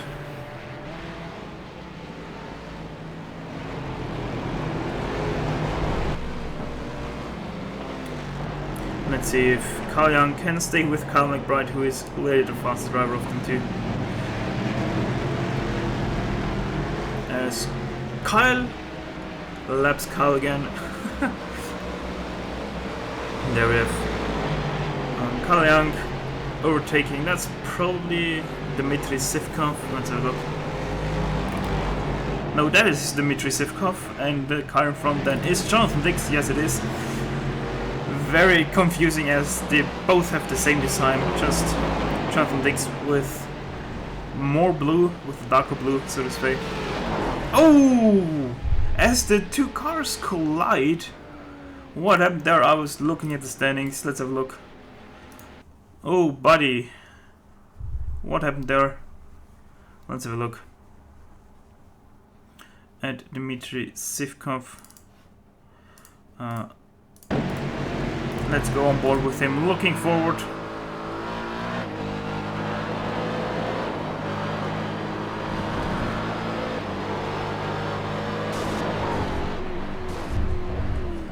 A very interesting crash there. Let's go back once again.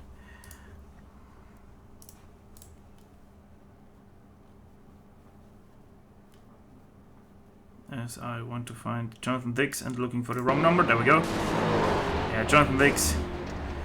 I don't know. Seems like Dmitry Sivkov just totally.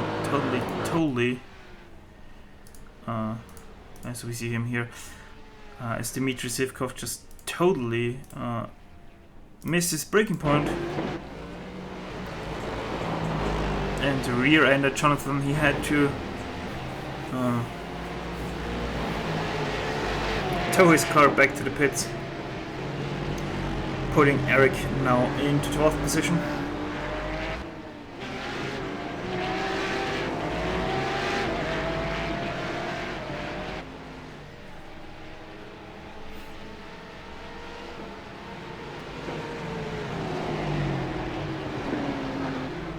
Dmitry Sivkov, as you can see, able to continue.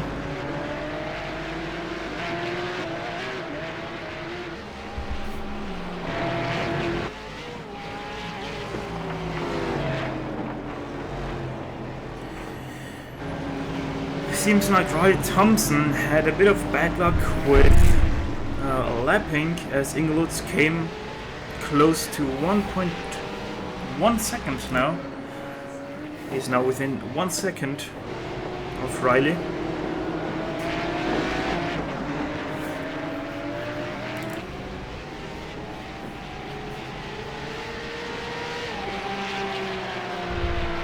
As they both now go by Jonathan Dix They're now 10th and 11th overall.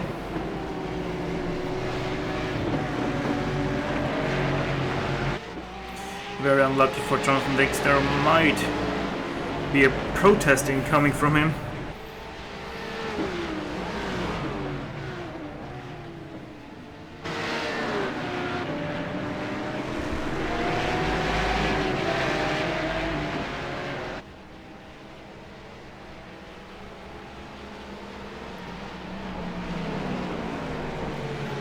Riley Thomas there, Thompson,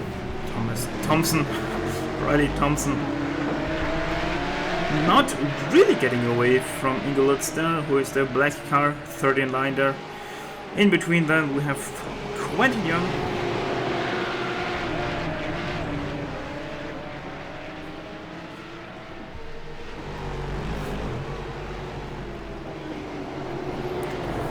This lapping,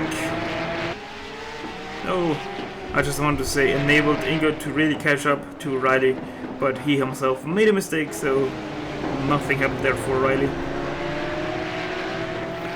Still, most GTC cars, or pretty much everybody in the GTCs, still need to make their second pit stop, as we're under 1 hour to go. I think those GTC cars that have 2 pit stops to their name are down to them blinking in the pit stall and then the timing saying they pitted twice. Riley Thompson now really getting away from Ingolutz, as they're now 2 seconds apart.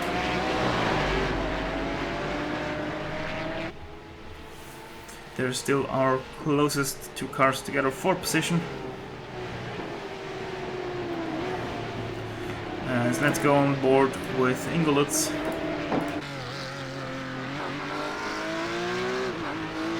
Jonathan Dix, by the way, is racing again,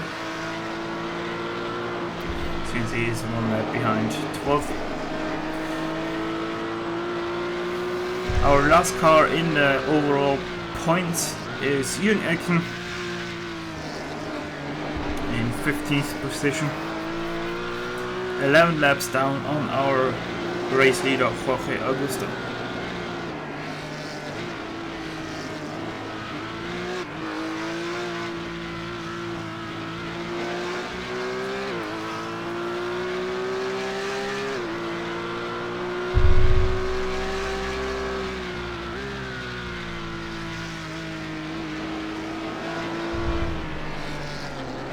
Very interesting between Ingo and Riley, as Ingo is now 1.3 seconds close to Riley, so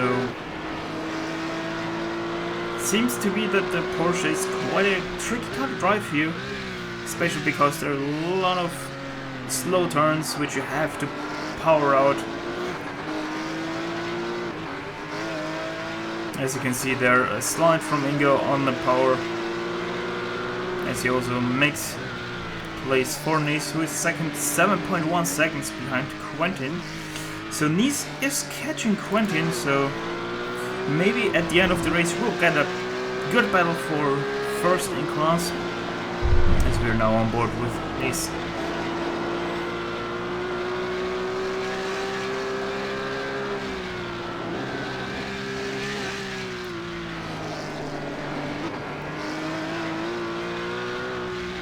Ingolutz now 3 seconds behind Riley.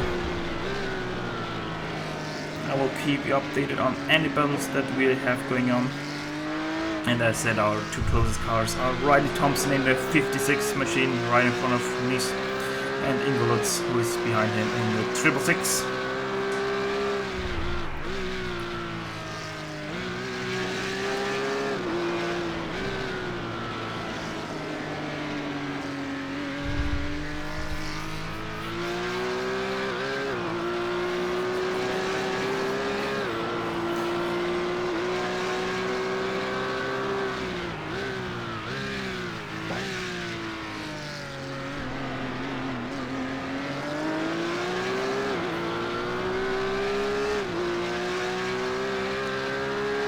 Let's go on board with Quentin for a bit. There you can also see the gap back to Nisman again. We're sitting in a 911 machine. Quentin is in the 91 machine. As it looks right now, Nis is catching Quentin every lap by about 3/10. So this really might get interesting till the end of this race. Still a lot can happen, 55 minutes to go. So I'm guessing for every GTC car still one more pit stop to go.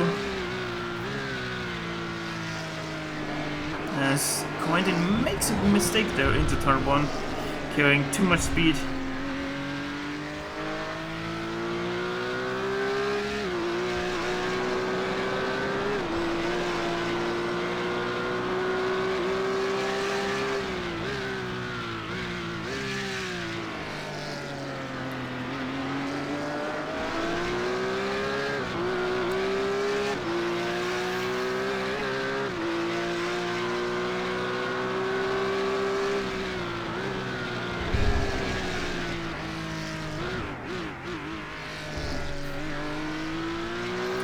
Jorge goes to right now 1 minute 7 seconds ahead of Carl Young, so he has not yet lapped everybody, but he's just 10 seconds behind Carl Young track wise.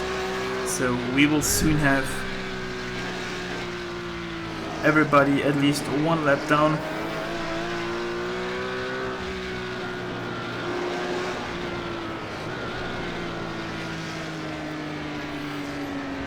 The lead of Quentin Young is shrinking quite a lot.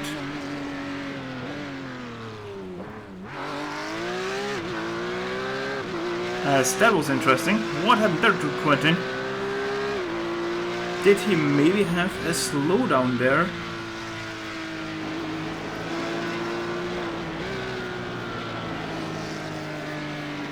As Nisman is now just 2 seconds behind Quentin. Let's go on board with him. As we have the 46 right in front of us, who is Jürgen Ecken.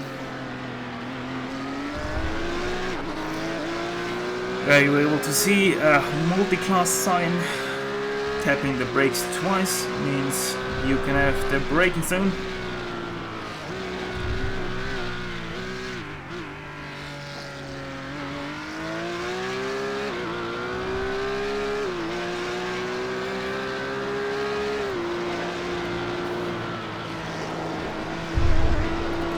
I don't know what happened to Quentin there, but he lapped nearly 3 seconds slower than Nis last time around.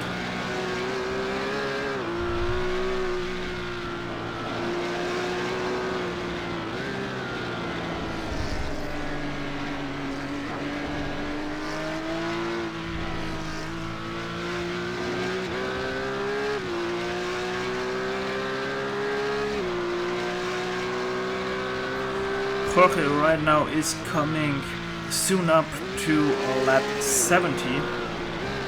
Sorry, to conclude lap 70, of course. So it might be right that we have about 30 to 40 laps left in this race.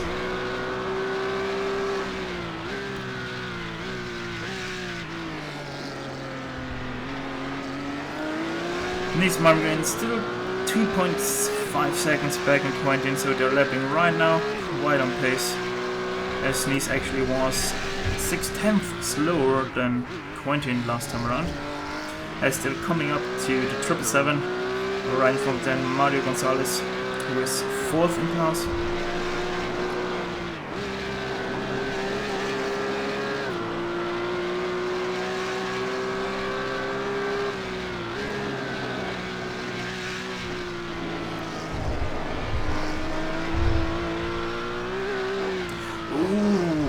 Big mistake there from Quentin. Does he save the car? Oh, no way! What a big mistake there from both.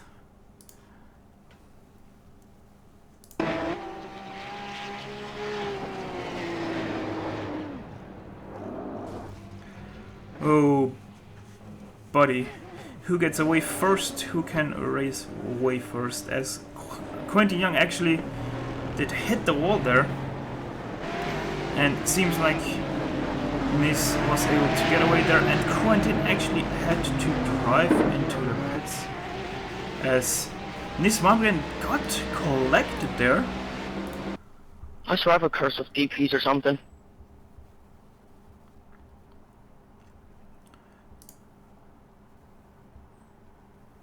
Let's have a look what happened there. So he gets away, and then... Ooh. The blue car that I think is Jonathan Dix right there. Collecting Nis Malmgren. So Nis Malmgren is now in the pits, having to repair his car. Also, Quentin Young, as you can see, is also in the pits, right behind him, leaving Dmitry Denisov now with the lead.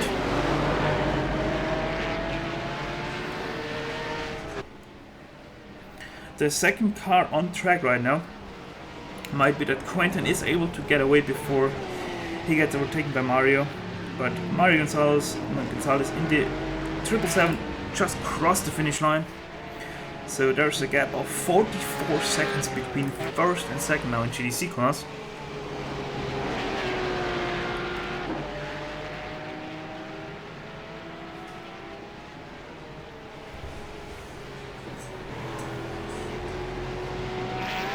This is really a very eventful race.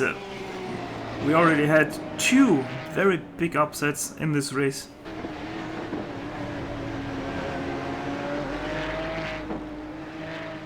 As Nis Malmgren and Quentin Young are still both in the pit.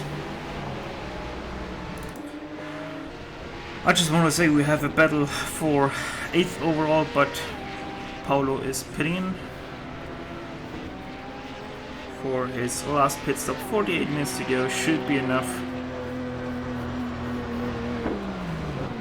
to be able to go to the end. Ingolotz, Riley Thompson are now 4.5 seconds apart. As I think Eric is in the pits. Yes, he is.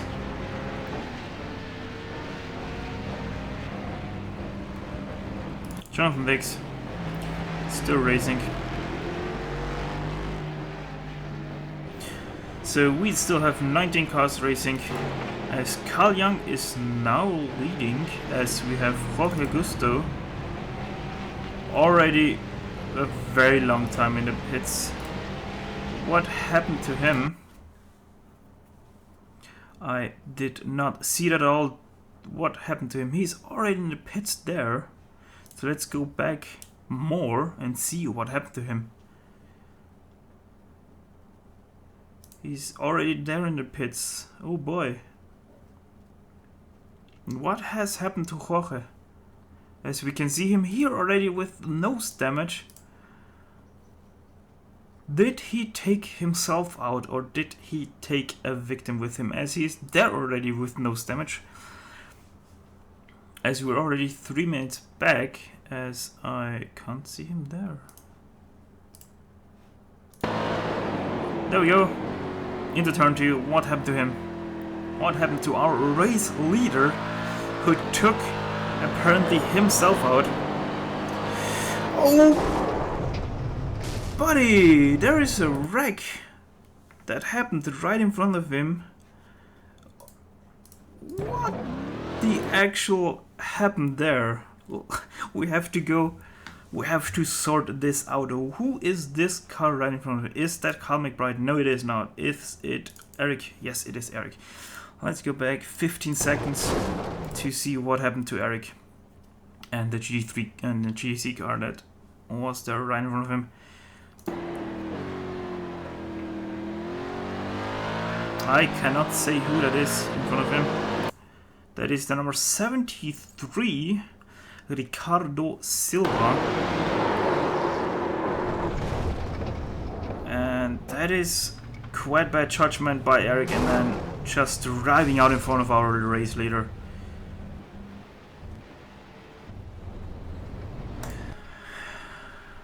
That is something you don't want to see at all. So our new race leader is now Kyle Young, who leads by a full second. Or Jorge, who is racing again. He will be quite upset with this wreck. But he's still second. He's a minute ahead of Cal McBride, who's third. Let's see if Jorge is 1 or 2 laps down on Carl Young. Might be actually that he's 2 laps down. Let's see when he crosses the line. He is 1 lap down. Cal McBride in third, right here, nearly a lap behind Jorge. Dmitry Denisov is 4th overall, 1st in class. Michel Smers 5th overall, 2nd in class. Hunter Reeve 6th overall, 3rd in class. Riley Thomas and Ricardo da Silva are battling it out right now for 4th in class, 7th overall. Quentin Young has pitted out again, and as it seems like Nils Malmgren has left the building, he retired the car.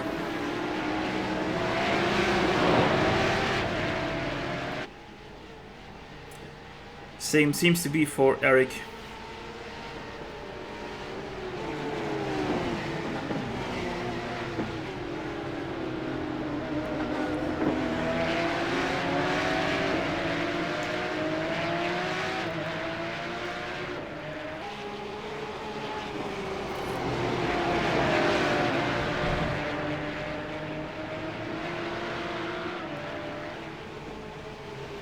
Let's see if Ricardo can do something against Riley. Behind them we have our former class leader, Quentin Young. Ooh. As we see another wreck involving Quentin Young.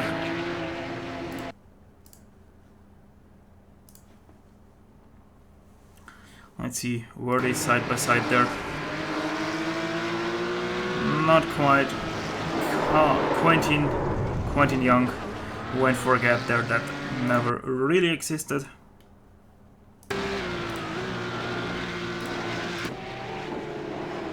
As we are into the instant replay. There we go. There we're live now.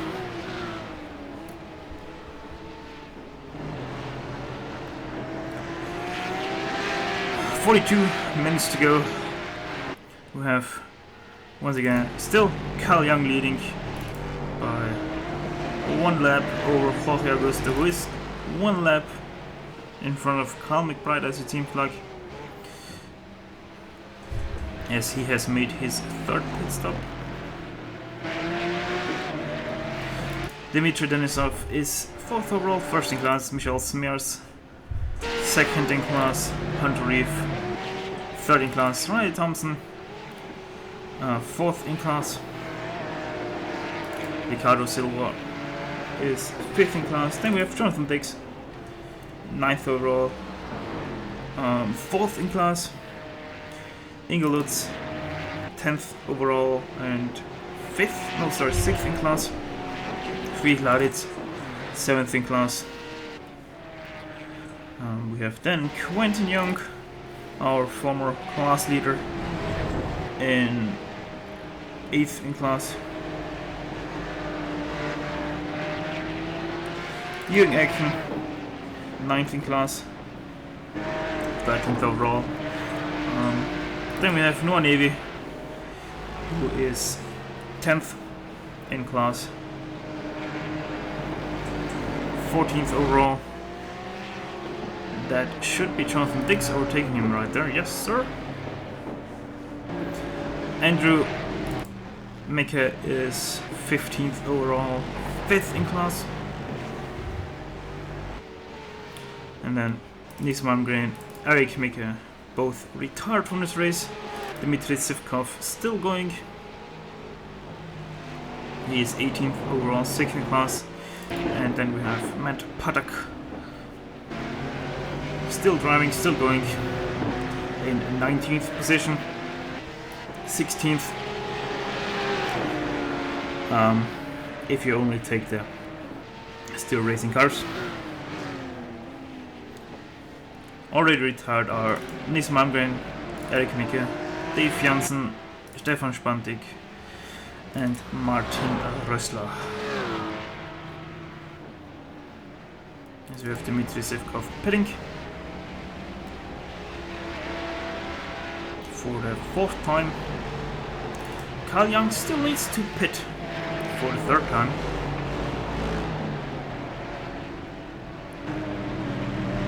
As it seems like that Jorge Augusto is now 2 laps down on Carl Young.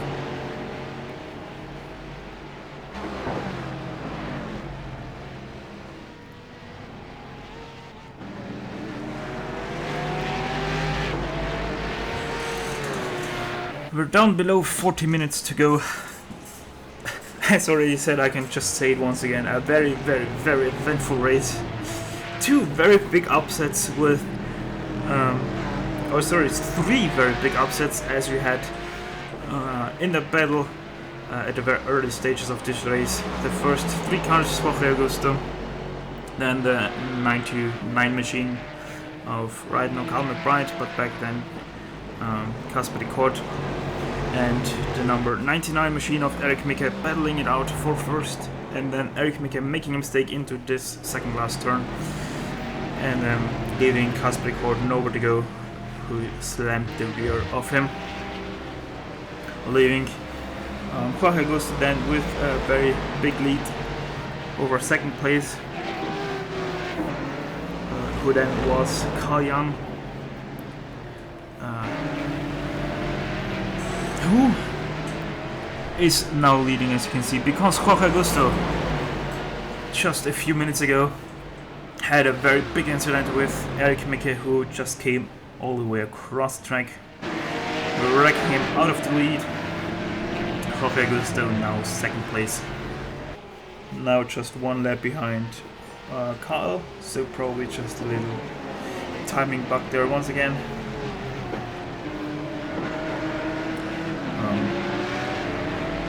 Carl McBride, the number who is sitting in the 292 machine, is 2 laps back on Carl Young, 1 lap back on Jorge Augusto. Then our 3rd, or it was actually the 2nd big upset, was between Mr. Quentin Young, who is right behind Carl Young. He made a mistake also into the second last turn, once again leaving the car behind him. Nils Malmgren nowhere to go, both crashing. Then Nils Malmgren, Quentin Young went directly into the pits. Nils Malmgren was able to continue, but he was only able to continue 1 more turn because he got wrecked by Jonathan Dix, who turned in a bit too sharply, leaving, probably thinking that Nils Malmgren was already all the way on the inside, but he actually was a bit like about a car width, leaving a bit about a car width to the inside curb and then collecting him.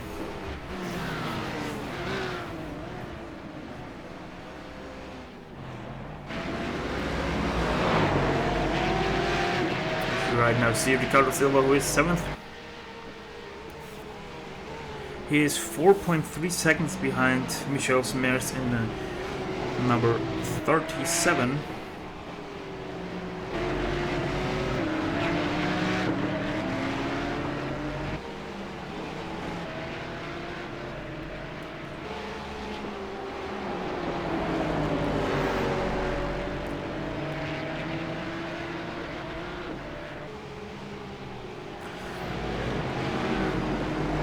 I'm not 100% sure, as it seems like Carl Young just went into the pits. Yes!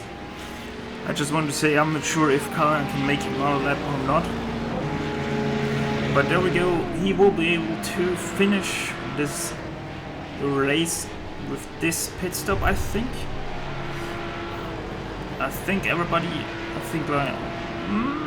depending on when they pitted, the other DPs might actually need another pit stop. But if I have the numbers correctly in my head, Carl Young, this should be his last pit stop of this race.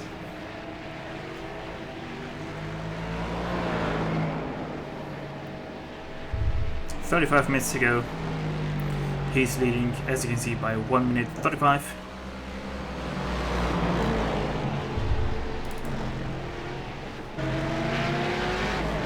Yes, there you can see Jorge Busto second. I'm sorry. Our closest battle right now is between Ricardo Silva and Michel Smers.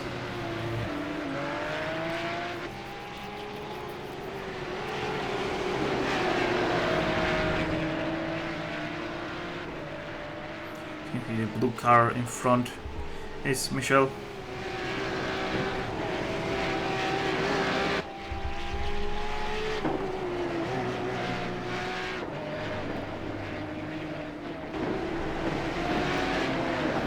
Let's see if Ricardo can catch Michel. Let's go on board with him into the car. Right in front, you can see Michel.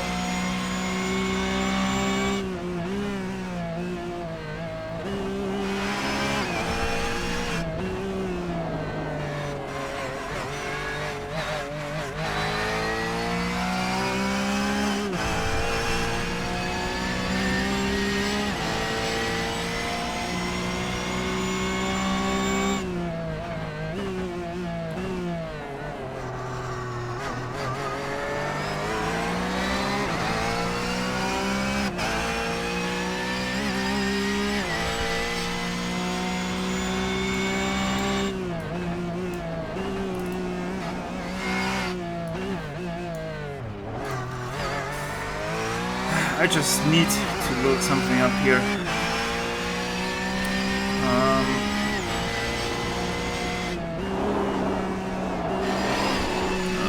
Big slide there for Ricardo, but a very good save. Something just disconnected and connected again on my PC.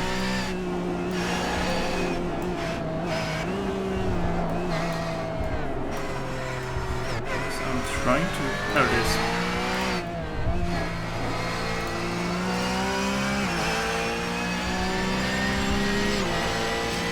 There goes our race leader by. And we're looking right now back from Michel Smear's car back to Ricardo Silva.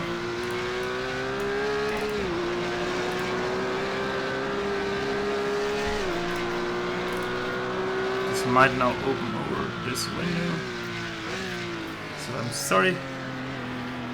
You're gonna see probably very shortly the... no, you're not. The schedule might open.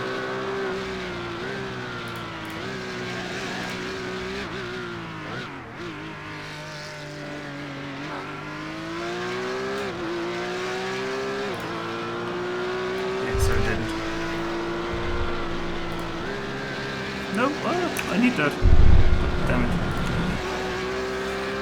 As Michel makes another mistake, and now Ricardo is on the back of him. There you can see the orange car.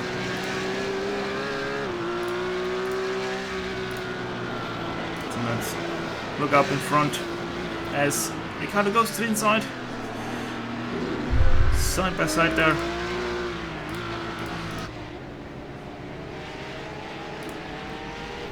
Let's have a look down from our chopper in the sky. There you can see Michel and Ricardo.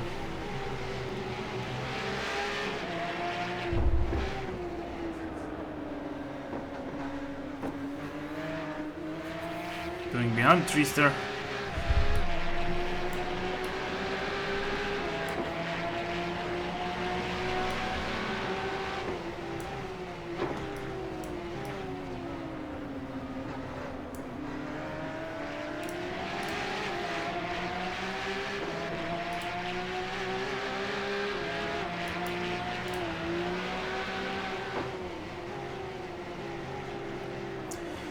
Let's see if Michel can stay with Ricardo or if he's too fast for him.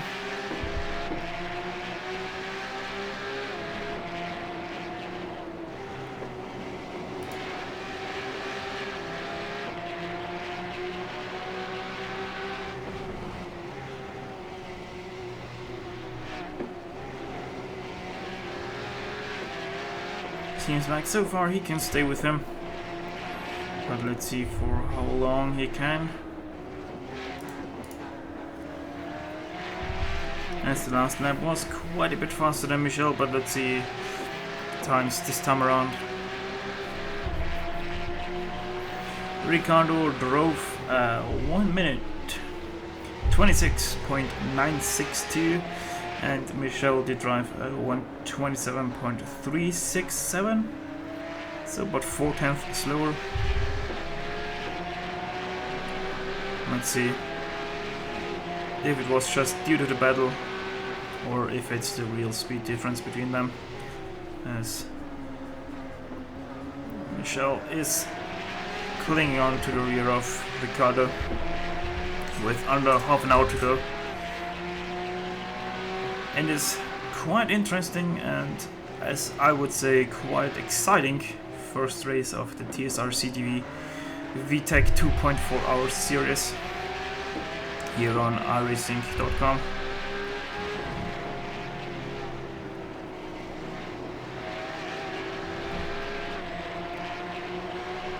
Jonathan Biggs, as you can see, is catching them quite fast. Don't worry, he's a DP. If you're just clicking into this event. We're here at the beautiful Barber Motorsports Park in Birmingham, Alabama. As our timing went away there for the second, as it seems that Jonathan Dix is pitting. Yes, he is indeed. Caught by our chopper in the sky. And let's go back to the battle between Michel and Ricardo.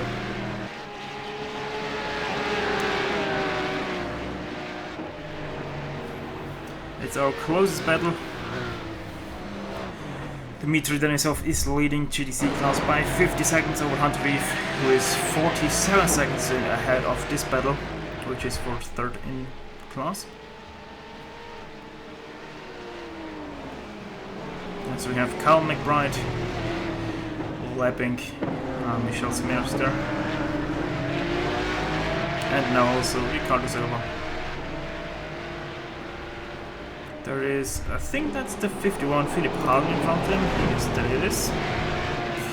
Ooh, I was a bit close there.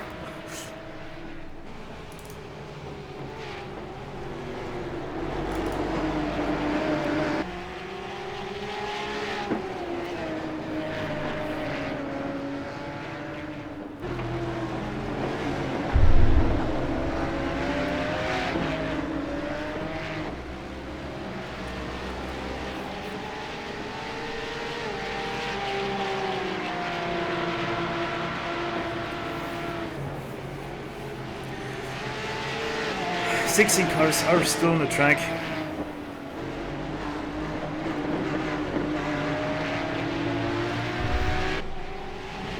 Martin Rössler, Stefan Spanting, Dave Janssen, Eric Micke, Nis Malmgren, and Andrew Micke all retired. 22 cars started this race. As it looks right now, 26. 16 are gonna finish it if nothing more happens. Michel Smers is losing a tiny little bit of time right now, but it's like nothing at all. It's just last time around there were 200th of a second between Ricardo and Michel. Let's see how it is this time around.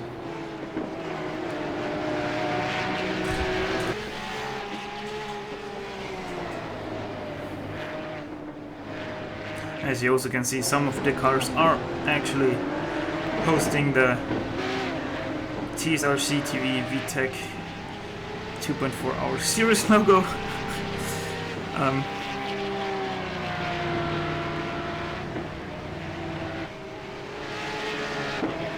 And Michel can't go the speed of Ricardo. Last time around they were 1 second apart. To be 100% precise, they were 1 second and 2 1,000ths of a second. He was slower than Ricardo.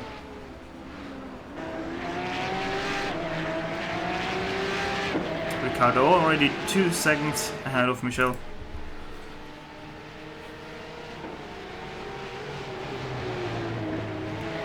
It's the 2 cars for position are the 2 closest.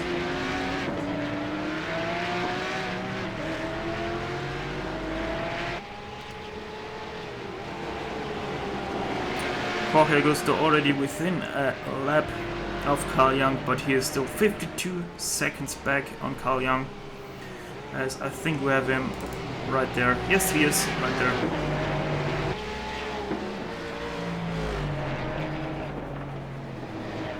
He has not yet given up. He's lapping about a second faster than Carl Jung. He has to lap about 2 seconds faster than him per lap to be able to maybe get close to Carl Jung and battle again for the lead, but this time around they were just he was just half a second faster than Carl Jung. So, but I'm sure he won't be too disappointed with the second place. Yes, he could have won this with ease, but you know, endurance races have their own rules they go by.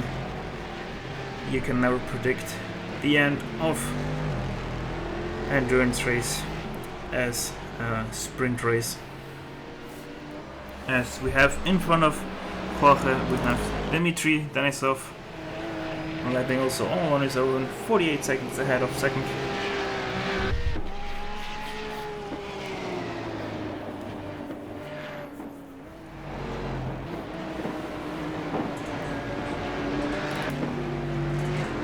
Carl Jung still leading this race.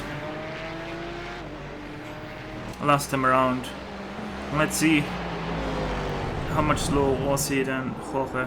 As he nearly spins. What a save! There from Carl Jung. That's gonna cost him quite a bit of time now. Last time around they were, by the way, 1 second of difference, as he has a bit of contact there with 666 of Ingolutz. No damage done though. As we have 22 minutes to go. Carl Jung completing their lap 91.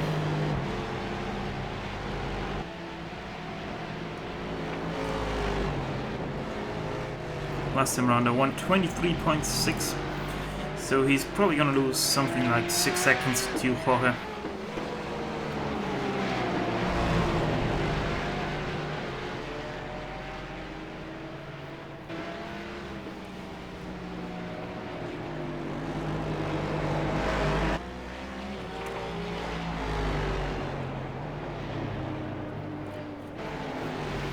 Let's see what Jorge's lap time this time around is. He has had no real traffic. So let's see. Coming around with one. Always takes a bit. 117.358. So he lapped. Let's calculate real quick. 6.3 seconds faster than Carl Jung because of his mistake.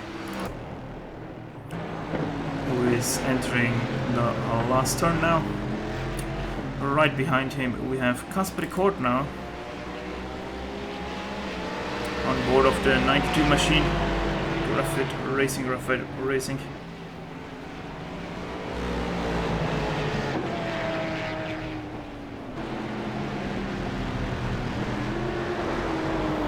And by the way, I just realized, I'm sorry, I said earlier that Casper Court collided with Eric Micke, which is not true. It was the 909 of Dave Jansen who collided with Eric Micke at the beginning of the race in the first stages. And it might really get interesting between Jorge and Kyle, as Jorge is still lapping about a second faster than Kyle does,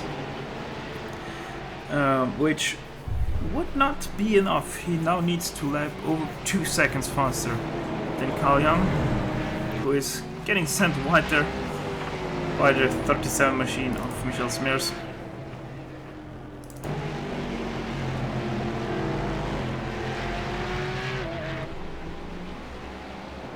Kyle Young coming to complete lap 93. He has now led 23 laps of this race. Jorge has led 70 laps.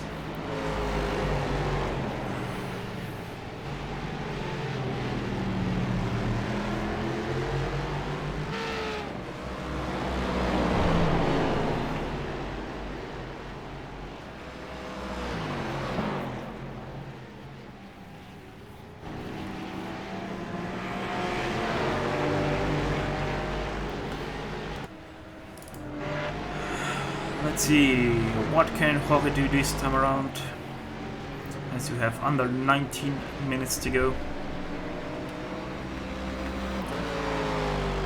Over the line with 1 minute 17.110, which is 2.33 seconds faster than Kyle Young.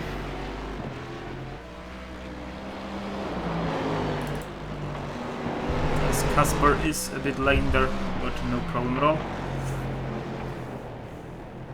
Dmitry Denisov, let's see, still leading 52 seconds ahead of Hunter Reeve, who is leading 59 seconds of Michel. So Michel already pitted, so he was not able to go on this fuel all the way to the end. Now with 18 minutes to go. John Diggs 7th is 26 seconds behind Michel. Paul Honorato is 8th, Riley Thompson 9th, Engel Lutz running out the top 10. Quinn Young 11th, Harald Ide 12th, Ralph Bart 13th, 14th, Noah Neely, 15th, Dmitry Sivkov, and the last car running is Philip Hagen in the number 51 machine. He's overall 25 laps down, 6 on Dmitry Sivkov, 11 laps on Noah Neely, which would be the next car for him in class. This time around, Kyle Young did actually gain a half a second up to Jorge. Let's see how it will be this time around, as he crosses the finish line with 1:18.233. Well, let's see what Jorge will do this time around. As you can see, the gap between them.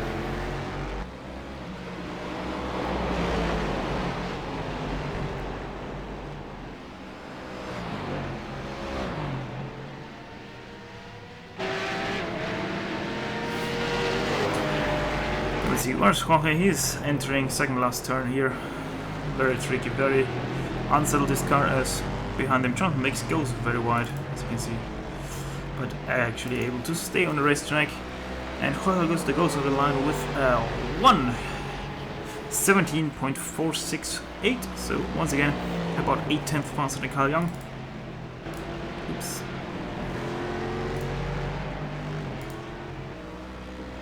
I totally screwed up my standings there. There we go. Now again, watching Kyle Young, who is coming around to lap Quentin Young. Going to the outside here of him.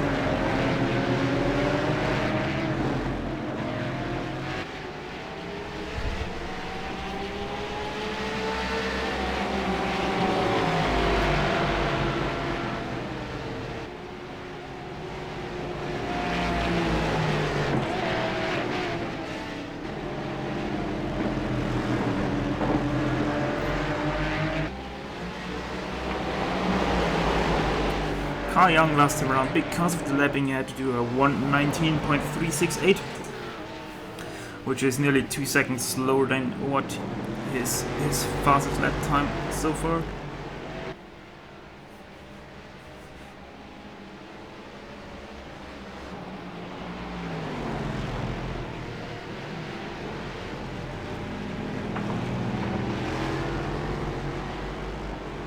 As Jorge Gusto is right now in the pits. I was watching him to come around for the start-finish line to see his lap time, but he then dropped to 70, to a speed of 70 kilometers an hour, and it didn't accelerate, so I knew he had to be in the pit. So that means that Carl Young will go probably again a lap ahead of Jorge. No, he will not, as Jorge has already exited the pit.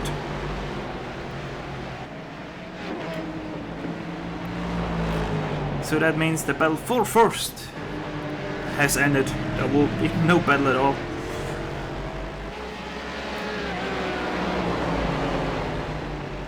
So the only interesting thing will be now if Carl Young is able to drive till the end, or if he has to go in for splash and dash. He has pitted with 35 minutes to go. I think he has not to pit again, but he might have to pit again.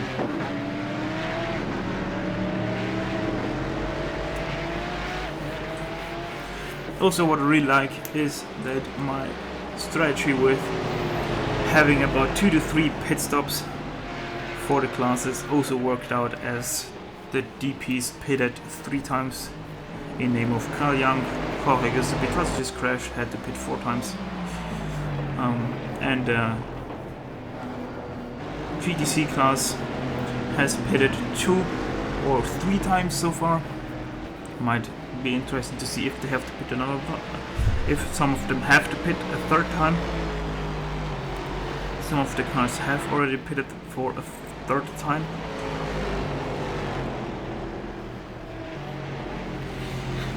I'll keep you updated with anything that happens on the racetrack, but so far we have no battles at all.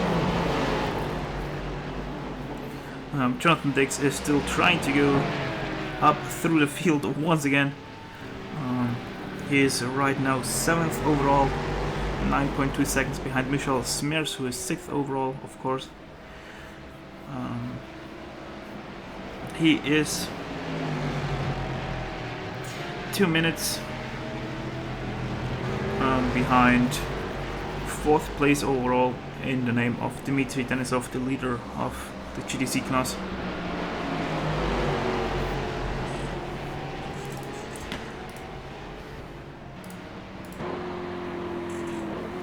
They were on board with Casper Record, and I will leave you once again alone.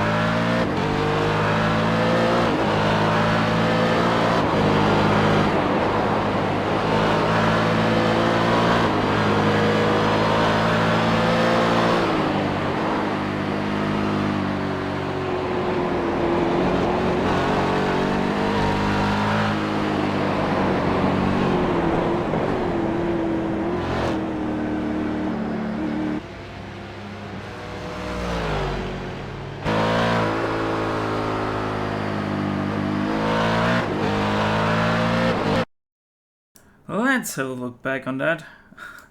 What happened there with Carl Jung? I didn't quite see it. Let's go back another 5 seconds. I was looking to get back with my voice again on your screen, so yeah, he just was a bit too wide there. Avoiding the wall. Avoiding once again a setup for us. So let's go back. On board with Carl Jung. Under 10 minutes to go now. Nothing has changed. Jonathan Dix overtook Michel, so he is now 6th overall. We have a battle between Quentin Young and Ingo Lutz now. So of course we're gonna go on board with Quentin Young here.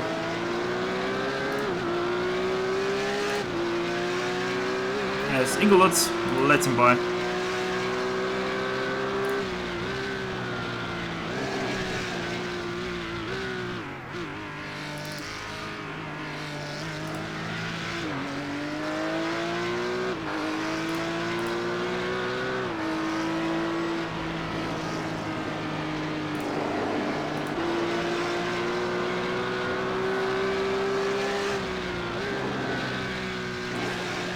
We are looking from Quentin Young's gearbox back to Ingo Lutz, so he's already 2 seconds back on him.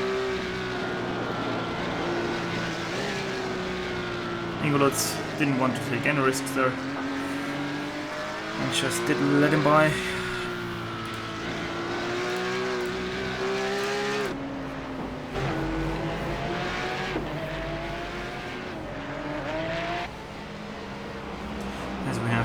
Barber goes going by Jonathan Dix.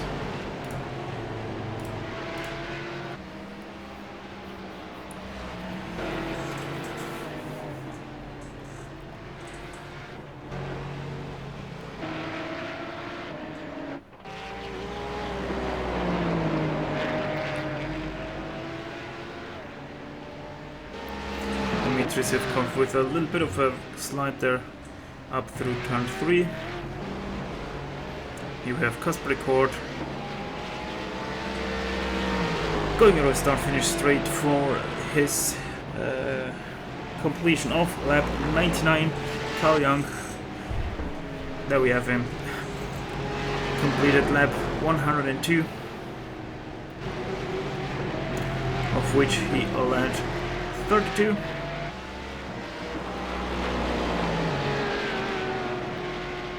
Seems like our target lap time will be somewhere around 110 laps.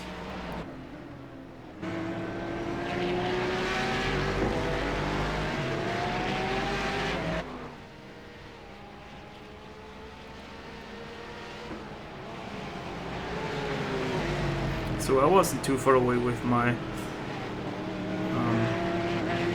calculations. I calculated to be the the target lap time somewhere around the target laps somewhere around 120. As Jonathan Dix goes a bit wide there. Maybe leaving space for Kasper and then just going a bit too wide and taking the off track there. As we had Jorge Augusto spinning there. Let's go back 15 seconds, let's see what happened. Probably just a harmless spin, but let's see if he did catch the wall or not. Going on off the last turn, going too wide and seeming like barely avoiding the inside wall there. Let's have a look if he did hit it or not. Yes, there you go. Too much. And then barely avoiding the inside wall.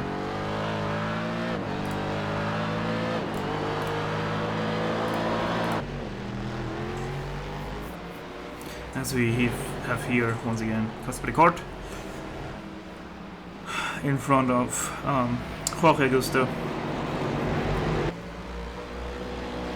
and behind him there was Jonathan Dix. Here we have Ingo Lutz and Dmitry Denisov.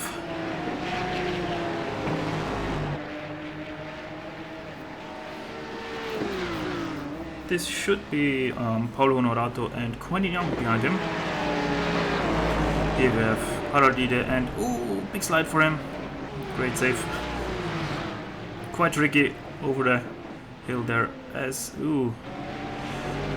That looked quite close there between Ralf and Dmitry Denisov.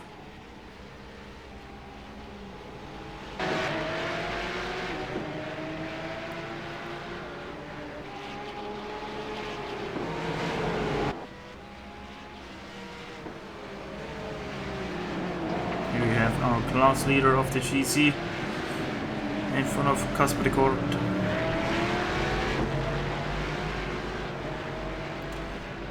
As no, we don't go 3 wide. That would have been a bit hairy.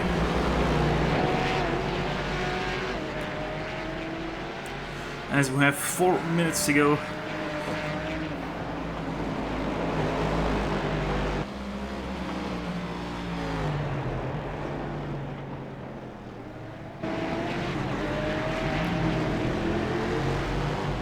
For the last 4 minutes, let's go on board with Carl Young.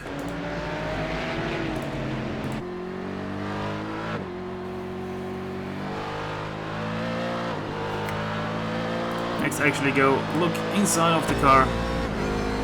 Let's see him at work.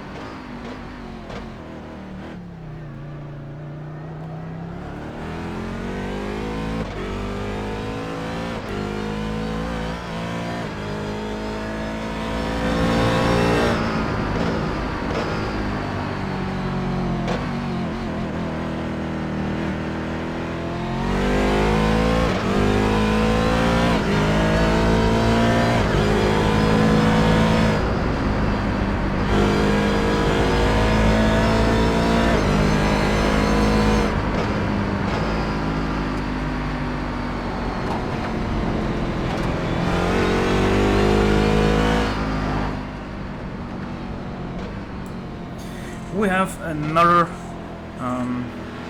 retirement in our race. Philipp Hagen, he retired his car, so we now have only 15 cars remaining. Dmitry Sivkov is the last car on the racetrack. So we have a DP in the lead and we have a DP in the lead if you turn the standing table upside down.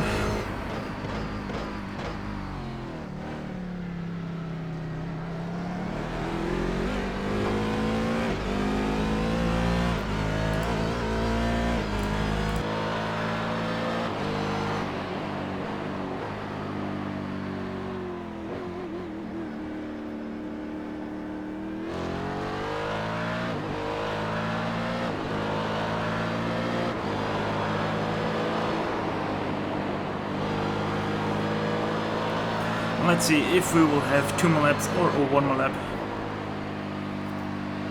As the time goes down to 1 minute 25. We will only have 1 more lap to go. So Kayan only has to complete this lap. And there we go, he will see now the white flag or not. No, he will not. Interesting. So 2 more laps to go for him.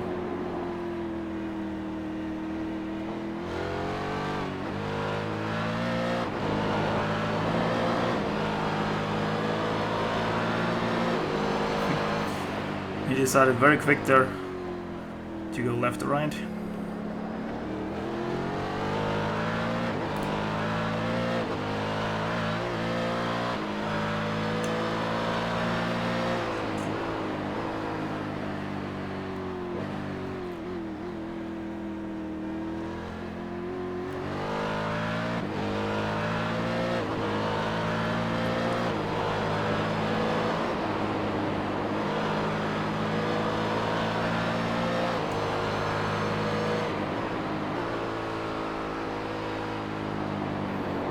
very smooth through all of the sections here.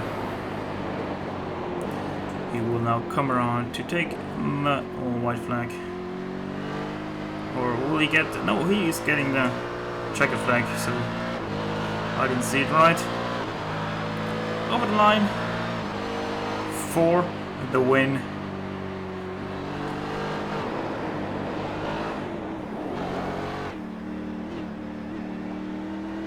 Kyle Young winning the first ever TSRC TV V-TEC 2.4-hour series. Hi Augusto. You can see him right here. Good one, Cal.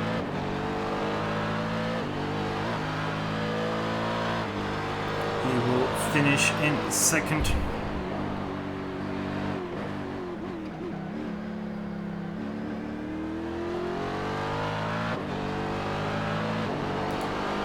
Thank you.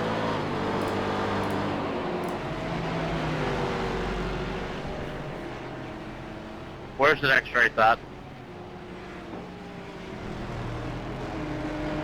Laguna Seca, I believe. Good race, guys.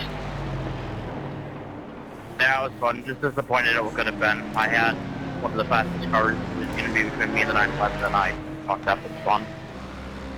And got hit right in the right rear wheel. Disappointing, but race everyone. Yeah, I enjoyed it, but I don't think... If it doesn't want to disable by itself, I'm gonna disable it. There we go, Hi goes to going over the line. Second place, taking second place. Kasper Court. He has already finished. Third place, Dmitry Denisov, sorry. I'm speaking a bit too fast there. He has already finished two, finishing fourth and taking the win away for the GDC class. Second place in the GDC, fifth overall, Hunter Reeve, Jonathan Dix, getting up to sixth place overall. Fourth in class, Michel Smers, seventh overall, third in class, Paolo Honorato, eighth overall, fourth in class, Ryan Thompson, fifth in class, Engelot, sixth in class, Quentin Young, seventh in class, Harald Ida, eighth in class, Ralph Bard,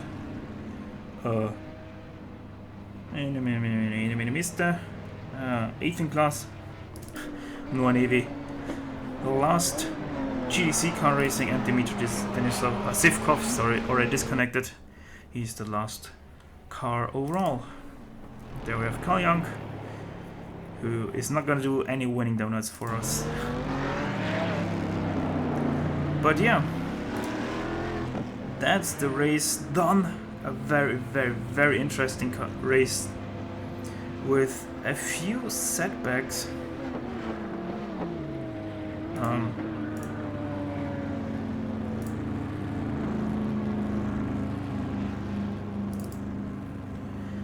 Very I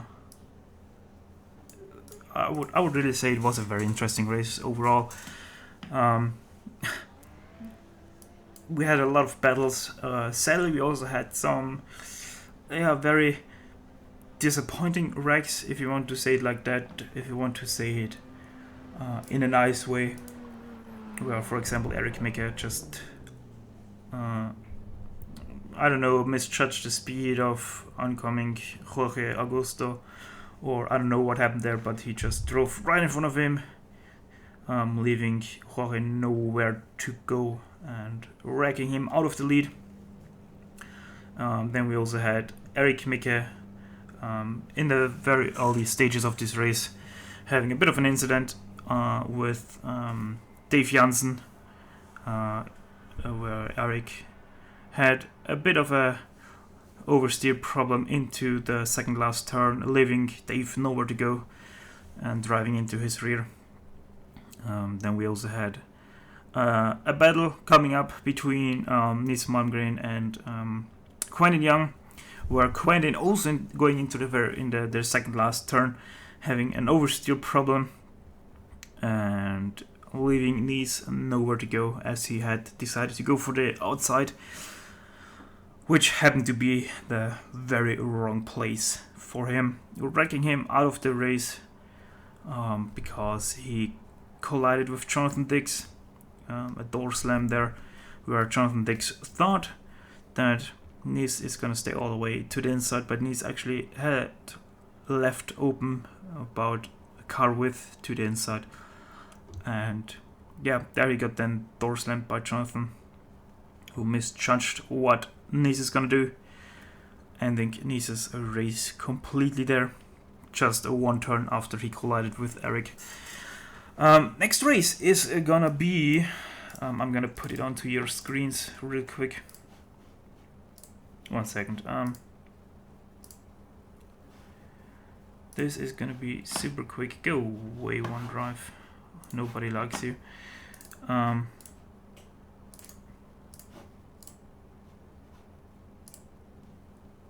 There you should see it now.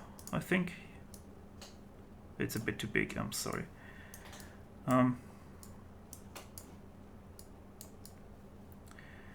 There you go. The schedule for this series. Next up, we are in Monterey, Mazda Raceway, Laguna Seca, April 16th. Once again, a 2.4 hour race. Yeah, all I can say is hope you all enjoyed the race. If you do so, then please like and share this broadcast of the race. Until next time, see you again in Monterey. Bye bye, have a good one.